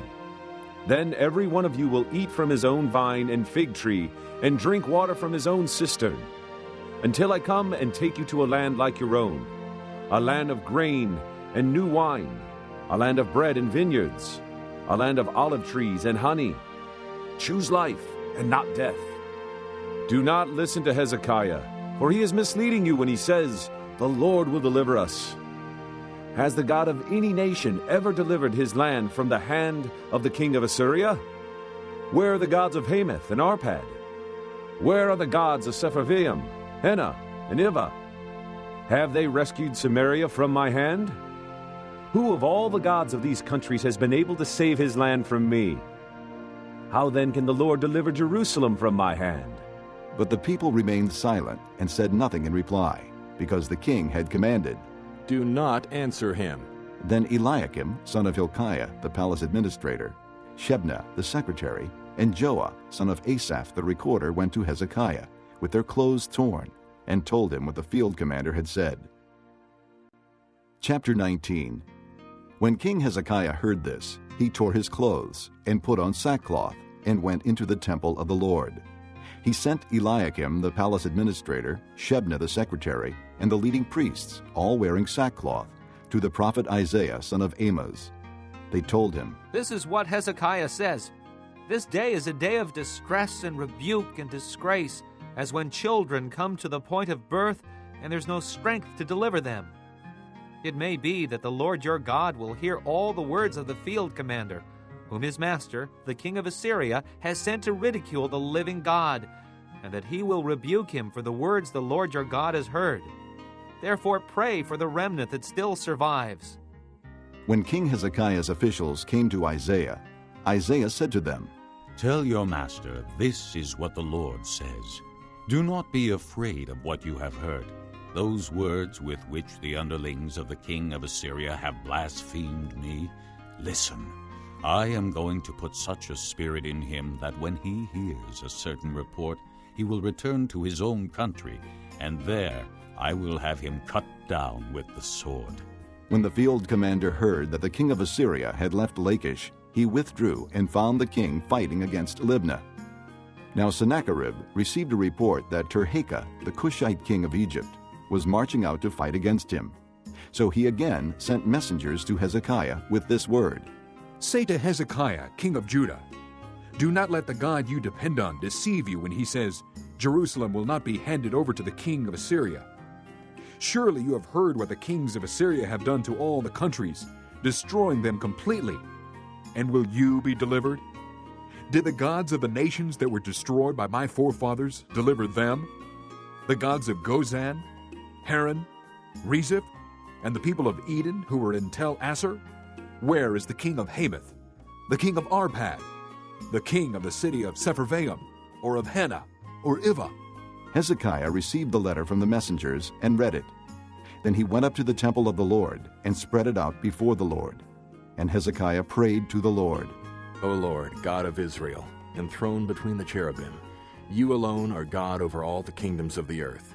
You have made heaven and earth. Give ear, O Lord, and hear. Open your eyes, O Lord, and see. Listen to the words Sennacherib has sent to insult the living God. It is true, O Lord, that the Assyrian kings have laid waste these nations and their lands. They have thrown their gods into the fire and destroyed them, for they were not gods, but only wood and stone, fashioned by men's hands. Now, O Lord our God, deliver us from his hand, so that all kingdoms on earth may know that you alone, O Lord, are God." Then Isaiah, son of Amoz, sent a message to Hezekiah. "This is what the Lord, the God of Israel, says. I have heard your prayer concerning Sennacherib, king of Assyria. This is the word that the Lord has spoken against him. The virgin daughter of Zion despises you and mocks you. The daughter of Jerusalem tosses her head as you flee. Who is it you have insulted and blasphemed? Against whom have you raised your voice and lifted your eyes in pride? Against the Holy One of Israel.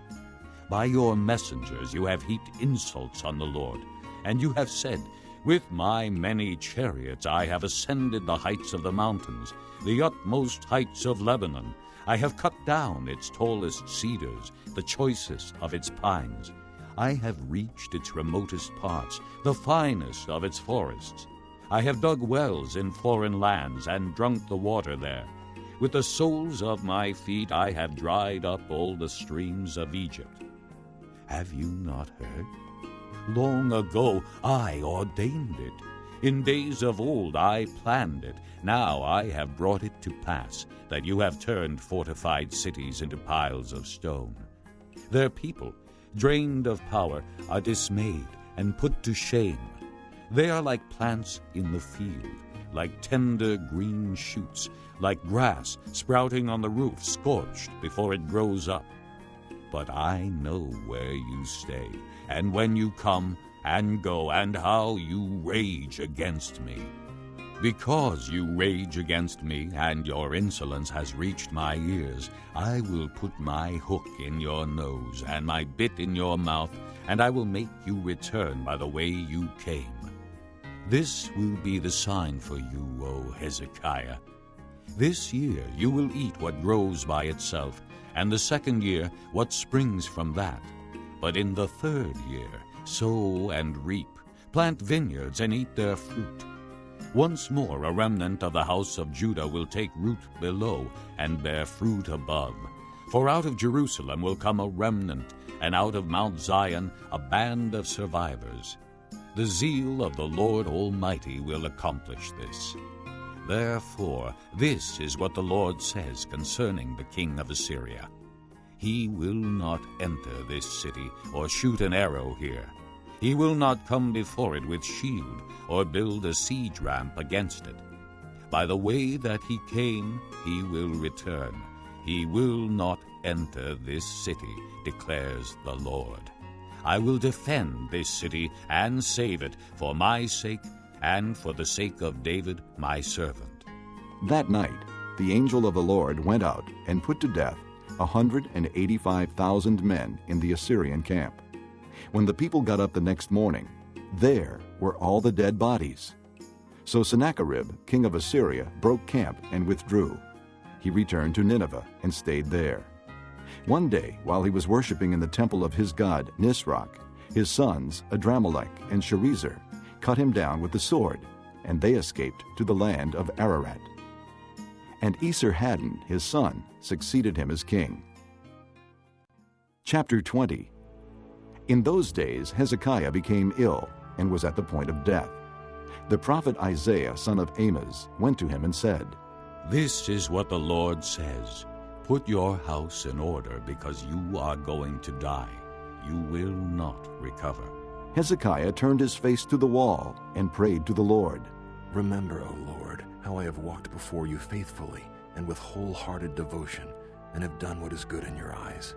And Hezekiah wept bitterly. Before Isaiah had left the middle court, the word of the Lord came to him. "Go back and tell Hezekiah, the leader of my people, this is what the Lord, the God of your father David, says. I have heard your prayer and seen your tears. I will heal you. On the third day from now, you will go up to the temple of the Lord. I will add 15 years to your life, and I will deliver you and this city from the hand of the king of Assyria. I will defend the city for my sake and for the sake of my servant David." Then Isaiah said, "Prepare a poultice of figs." They did so and applied it to the boil, and he recovered. Hezekiah had asked Isaiah, "What will be the sign that the Lord will heal me, and that I will go up to the temple of the Lord on the third day from now?" Isaiah answered, "This is the Lord's sign to you that the Lord will do what he has promised. Shall the shadow go forward 10 steps, or shall it go back 10 steps?" "It is a simple matter for the shadow to go forward 10 steps, said Hezekiah. "Rather, have it go back 10 steps. Then the prophet Isaiah called upon the Lord, and the Lord made the shadow go back the 10 steps it had gone down on the stairway of Ahaz. At that time Merodach-Baladan, son of Baladan, king of Babylon, sent Hezekiah letters and a gift, because he had heard of Hezekiah's illness. Hezekiah received the messengers and showed them all that was in his storehouses, the silver, the gold, the spices, and the fine oil, his armory, and everything found among his treasures. There was nothing in his palace or in all his kingdom that Hezekiah did not show them. Then Isaiah the prophet went to King Hezekiah and asked, "What did those men say, and where did they come from?" "From a distant land," Hezekiah replied. "They came from Babylon." The prophet asked, "What did they see in your palace?" "They saw everything in my palace." Hezekiah said, "There is nothing among my treasures that I did not show them." Then Isaiah said to Hezekiah, "Hear the word of the Lord. The time will surely come when everything in your palace and all that your fathers have stored up until this day will be carried off to Babylon. Nothing will be left, says the Lord. And some of your descendants, your own flesh and blood that will be born to you, will be taken away, and they will become eunuchs in the palace of the king of Babylon." "The word of the Lord you have spoken is good," Hezekiah replied, for he thought, "Will there not be peace and security in my lifetime?" As for the other events of Hezekiah's reign, all his achievements, and how he made the pool and the tunnel by which he brought water into the city, are they not written in the book of the annals of the kings of Judah? Hezekiah rested with his fathers, and Manasseh his son succeeded him as king. Chapter 21. Manasseh was 12 years old when he became king, and he reigned in Jerusalem 55 years. His mother's name was Hephzibah. He did evil in the eyes of the Lord, following the detestable practices of the nations the Lord had driven out before the Israelites. He rebuilt the high places his father Hezekiah had destroyed. He also erected altars to Baal and made an Asherah pole, as Ahab king of Israel had done. He bowed down to all the starry hosts and worshipped them. He built altars in the temple of the Lord, of which the Lord had said, In Jerusalem I will put my name. In both courts of the temple of the Lord, he built altars to all the starry hosts.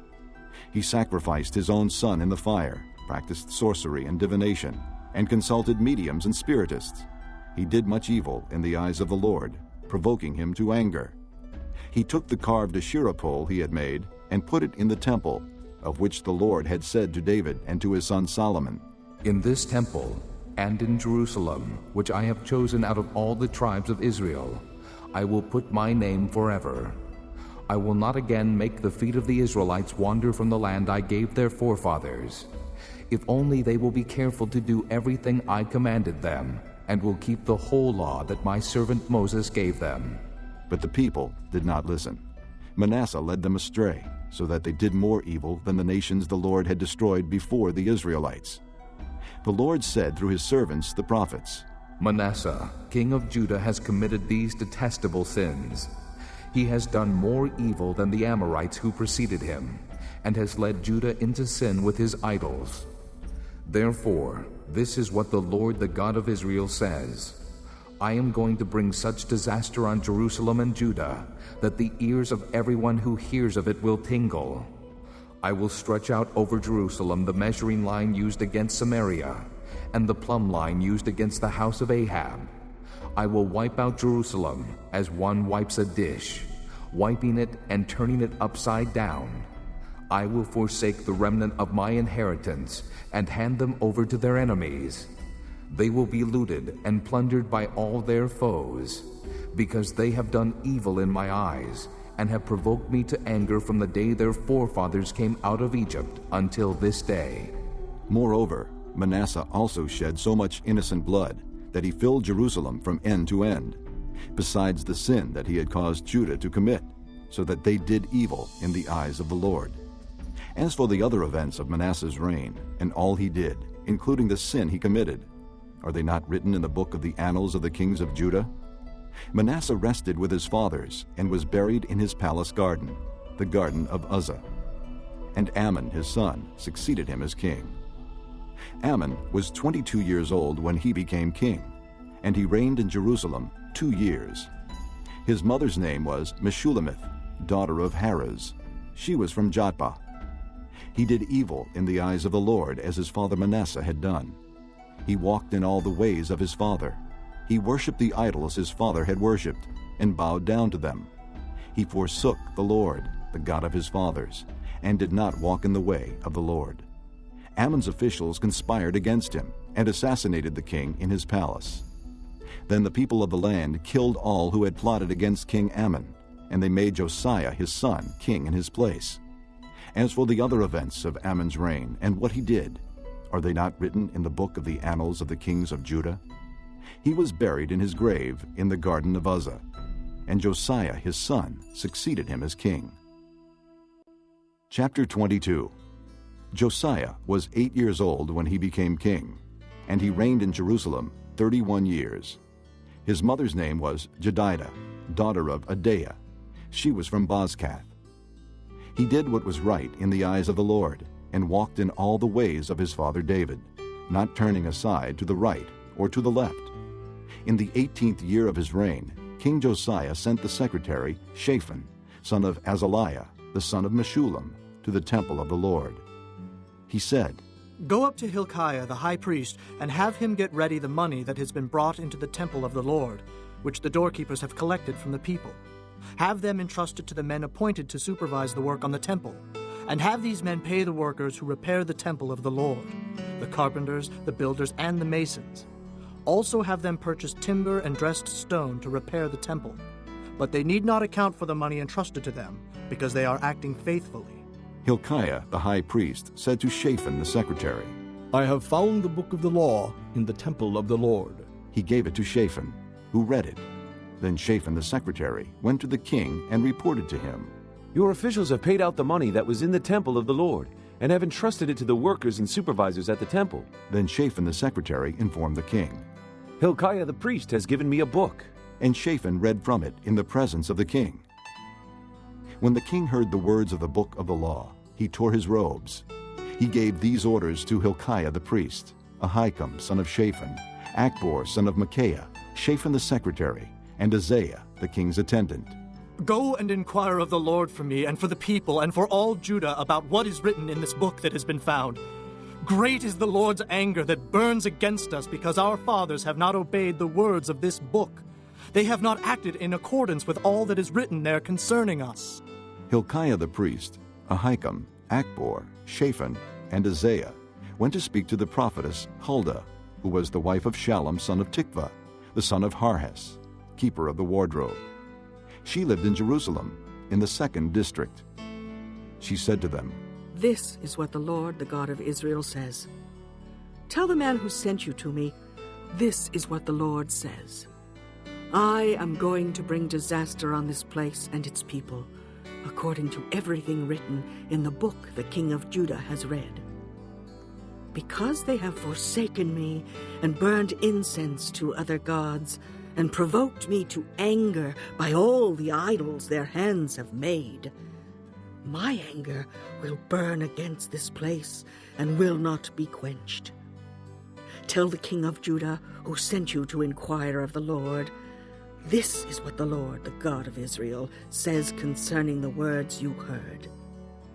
Because your heart was responsive, and you humbled yourself before the Lord when you heard what I have spoken against this place and its people, that they would become accursed and laid waste, and because you tore your robes and wept in my presence, I have heard you, declares the Lord.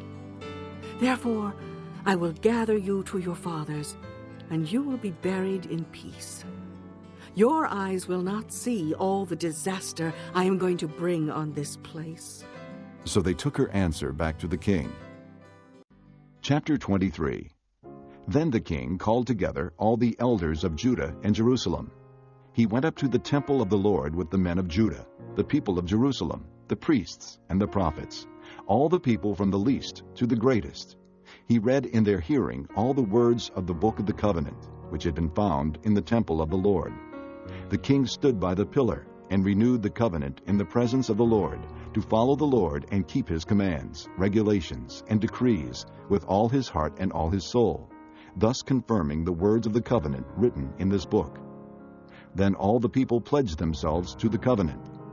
The king ordered Hilkiah the high priest, the priests next in rank, and the doorkeepers to remove from the temple of the Lord all the articles made for Baal and Asherah, and all the starry hosts.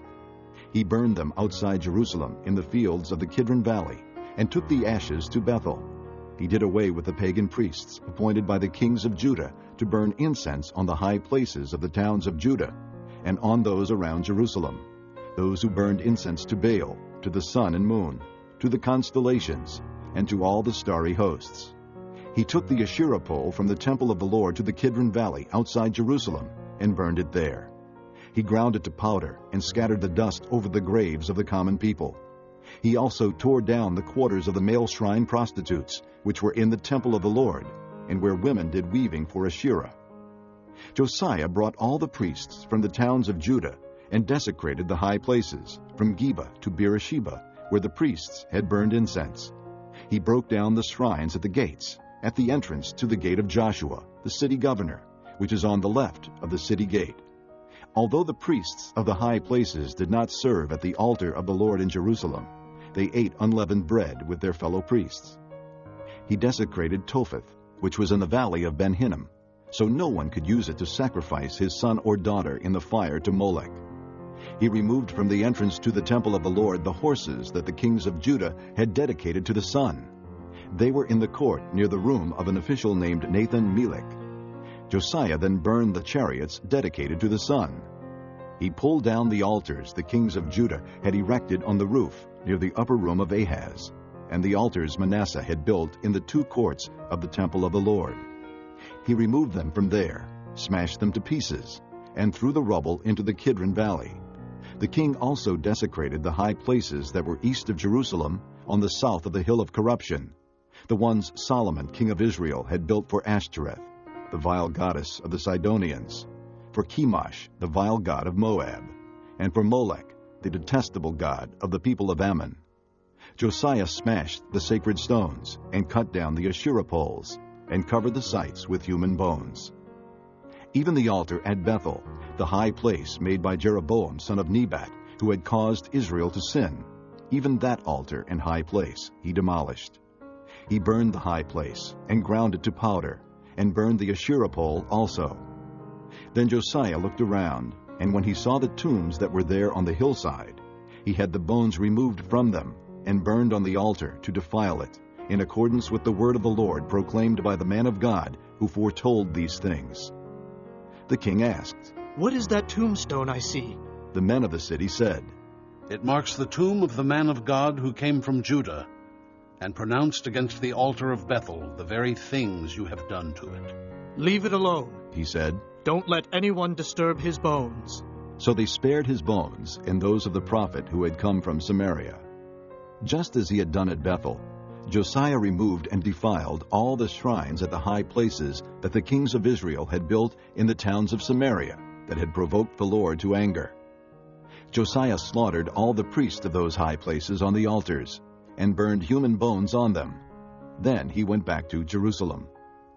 The king gave this order to all the people: "Celebrate the Passover to the Lord your God, as it is written in this book of the covenant." Not since the days of the judges who led Israel, nor throughout the days of the kings of Israel and the kings of Judah, had any such Passover been observed. But in the 18th year of King Josiah, this Passover was celebrated to the Lord in Jerusalem. Furthermore, Josiah got rid of the mediums and spiritists, the household gods, the idols, and all the other detestable things seen in Judah and Jerusalem. This he did to fulfill the requirements of the law written in the book that Hilkiah the priest had discovered in the temple of the Lord.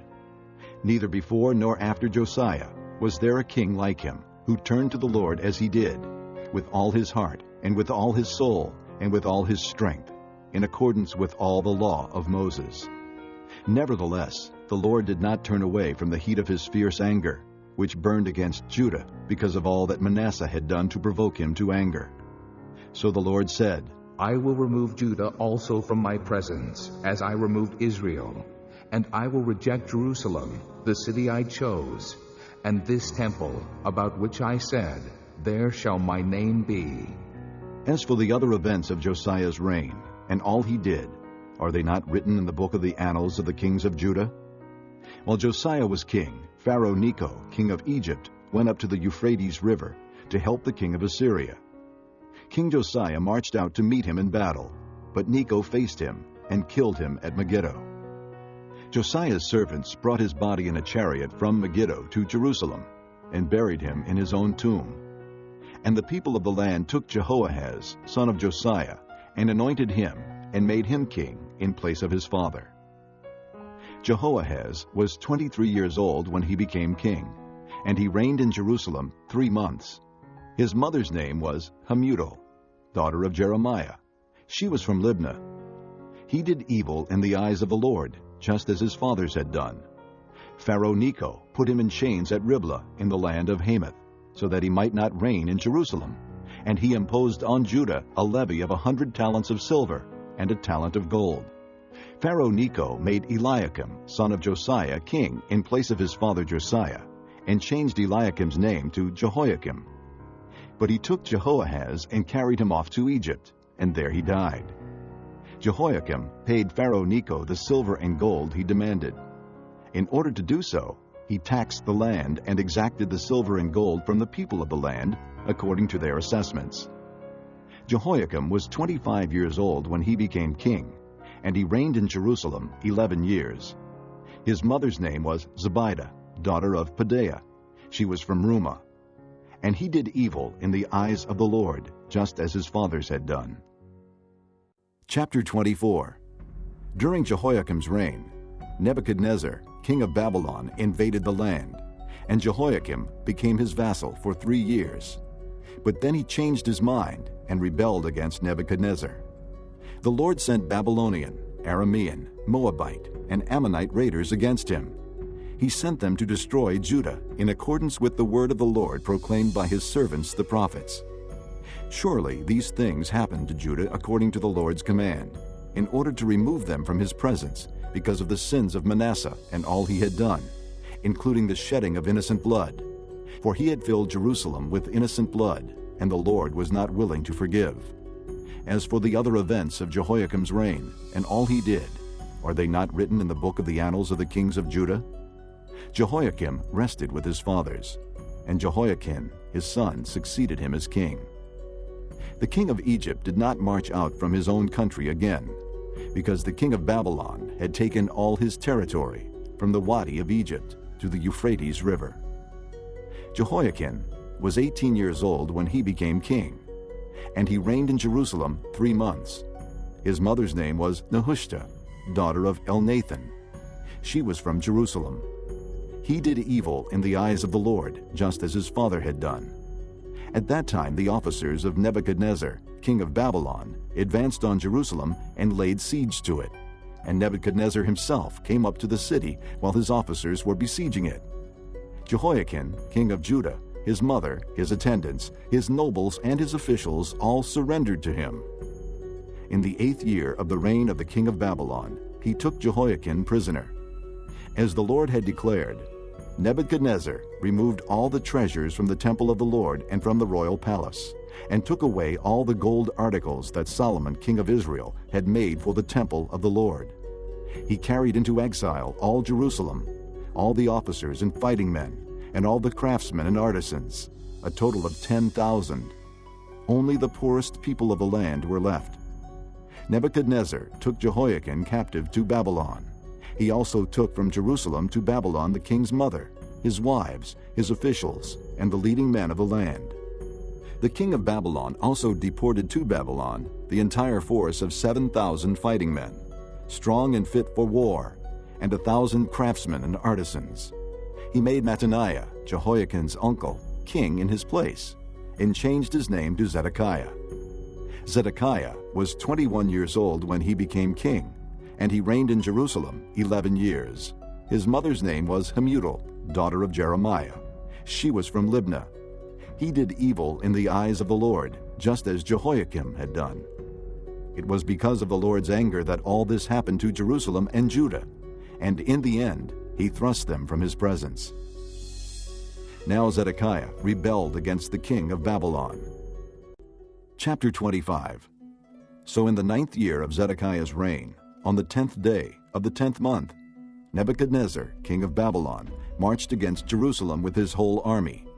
He encamped outside the city and built siege works all around it. The city was kept under siege until the 11th year of King Zedekiah. By the 9th day of the 4th month, the famine in the city had become so severe that there was no food for the people to eat. Then the city wall was broken through, and the whole army fled at night through the gate between the 2 walls near the king's garden, though the Babylonians were surrounding the city. They fled toward the Arabah, but the Babylonian army pursued the king and overtook him in the plains of Jericho. All his soldiers were separated from him and scattered, and he was captured. He was taken to the king of Babylon at Riblah, where sentence was pronounced on him. They killed the sons of Zedekiah before his eyes. Then they put out his eyes, bound him with bronze shackles, and took him to Babylon. On the 7th day of the 5th month, in the 19th year of Nebuchadnezzar king of Babylon, Nebuzaradan, commander of the imperial guard, an official of the king of Babylon, came to Jerusalem. He set fire to the temple of the Lord, the royal palace, and all the houses of Jerusalem. Every important building he burned down. The whole Babylonian army, under the commander of the imperial guard, broke down the walls around Jerusalem. Nebuzaradan, the commander of the guard, carried into exile the people who remained in the city, along with the rest of the populace, and those who had gone over to the king of Babylon. But the commander left behind some of the poorest people of the land to work the vineyards and fields. The Babylonians broke up the bronze pillars, the movable stands, and the bronze sea that were at the temple of the Lord, and they carried the bronze to Babylon. They also took away the pots, shovels, wick trimmers, dishes, and all the bronze articles used in the temple service. The commander of the imperial guard took away the censers and sprinkling bowls, all that were made of pure gold or silver. The bronze from the 2 pillars, the sea, and the movable stands, which Solomon had made for the temple of the Lord, was more than could be weighed. Each pillar was 27 feet high. The bronze capital on top of one pillar was 4.5 feet high and was decorated with a network and pomegranates of bronze all around. The other pillar, with its network, was similar. The commander of the guard took his prisoners Seraiah, the chief priest, Zephaniah, the priest next in rank, and the 3 doorkeepers. Of those still in the city, he took the officer in charge of the fighting men and 5 royal advisers. He also took the secretary, who was chief officer in charge of conscripting the people of the land, and 60 of his men who were found in the city. Nebuzaradan the commander took them all and brought them to the king of Babylon at Riblah. There at Riblah, in the land of Hamath, the king had them executed. So Judah went into captivity, away from her land. Nebuchadnezzar, king of Babylon, appointed Gedaliah, son of Ahikam, the son of Shaphan, to be over the people he had left behind in Judah. When all the army officers and their men heard that the king of Babylon had appointed Gedaliah as governor, they came to Gedaliah at Mizpah. Ishmael, son of Nethaniah, Johanan, son of Kareah, Seraiah, son of Tanhumeth, the Netophathite, Jaazaniah, the son of the Maacathite, and their men. Gedaliah took an oath to reassure them and their men. "Do not be afraid of the Babylonian officials," he said. "Settle down in the land and serve the king of Babylon, and it will go well with you." In the 7th month, however, Ishmael, son of Nethaniah, the son of Elishama, who was of royal blood, came with 10 men and assassinated Gedaliah, and also the men of Judah and the Babylonians who were with him at Mizpah. At this, all the people from the least to the greatest, together with the army officers, fled to Egypt for fear of the Babylonians. In the 37th year of the exile of Jehoiakim, king of Judah, in the year Evil-Merodach became king of Babylon, he released Jehoiakim from prison on the 27th day of the 12th month. He spoke kindly to him and gave him a seat of honor higher than those of the other kings who were with him in Babylon.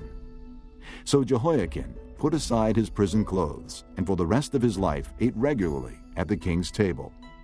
Day by day the king gave Jehoiakim a regular allowance as long as he lived.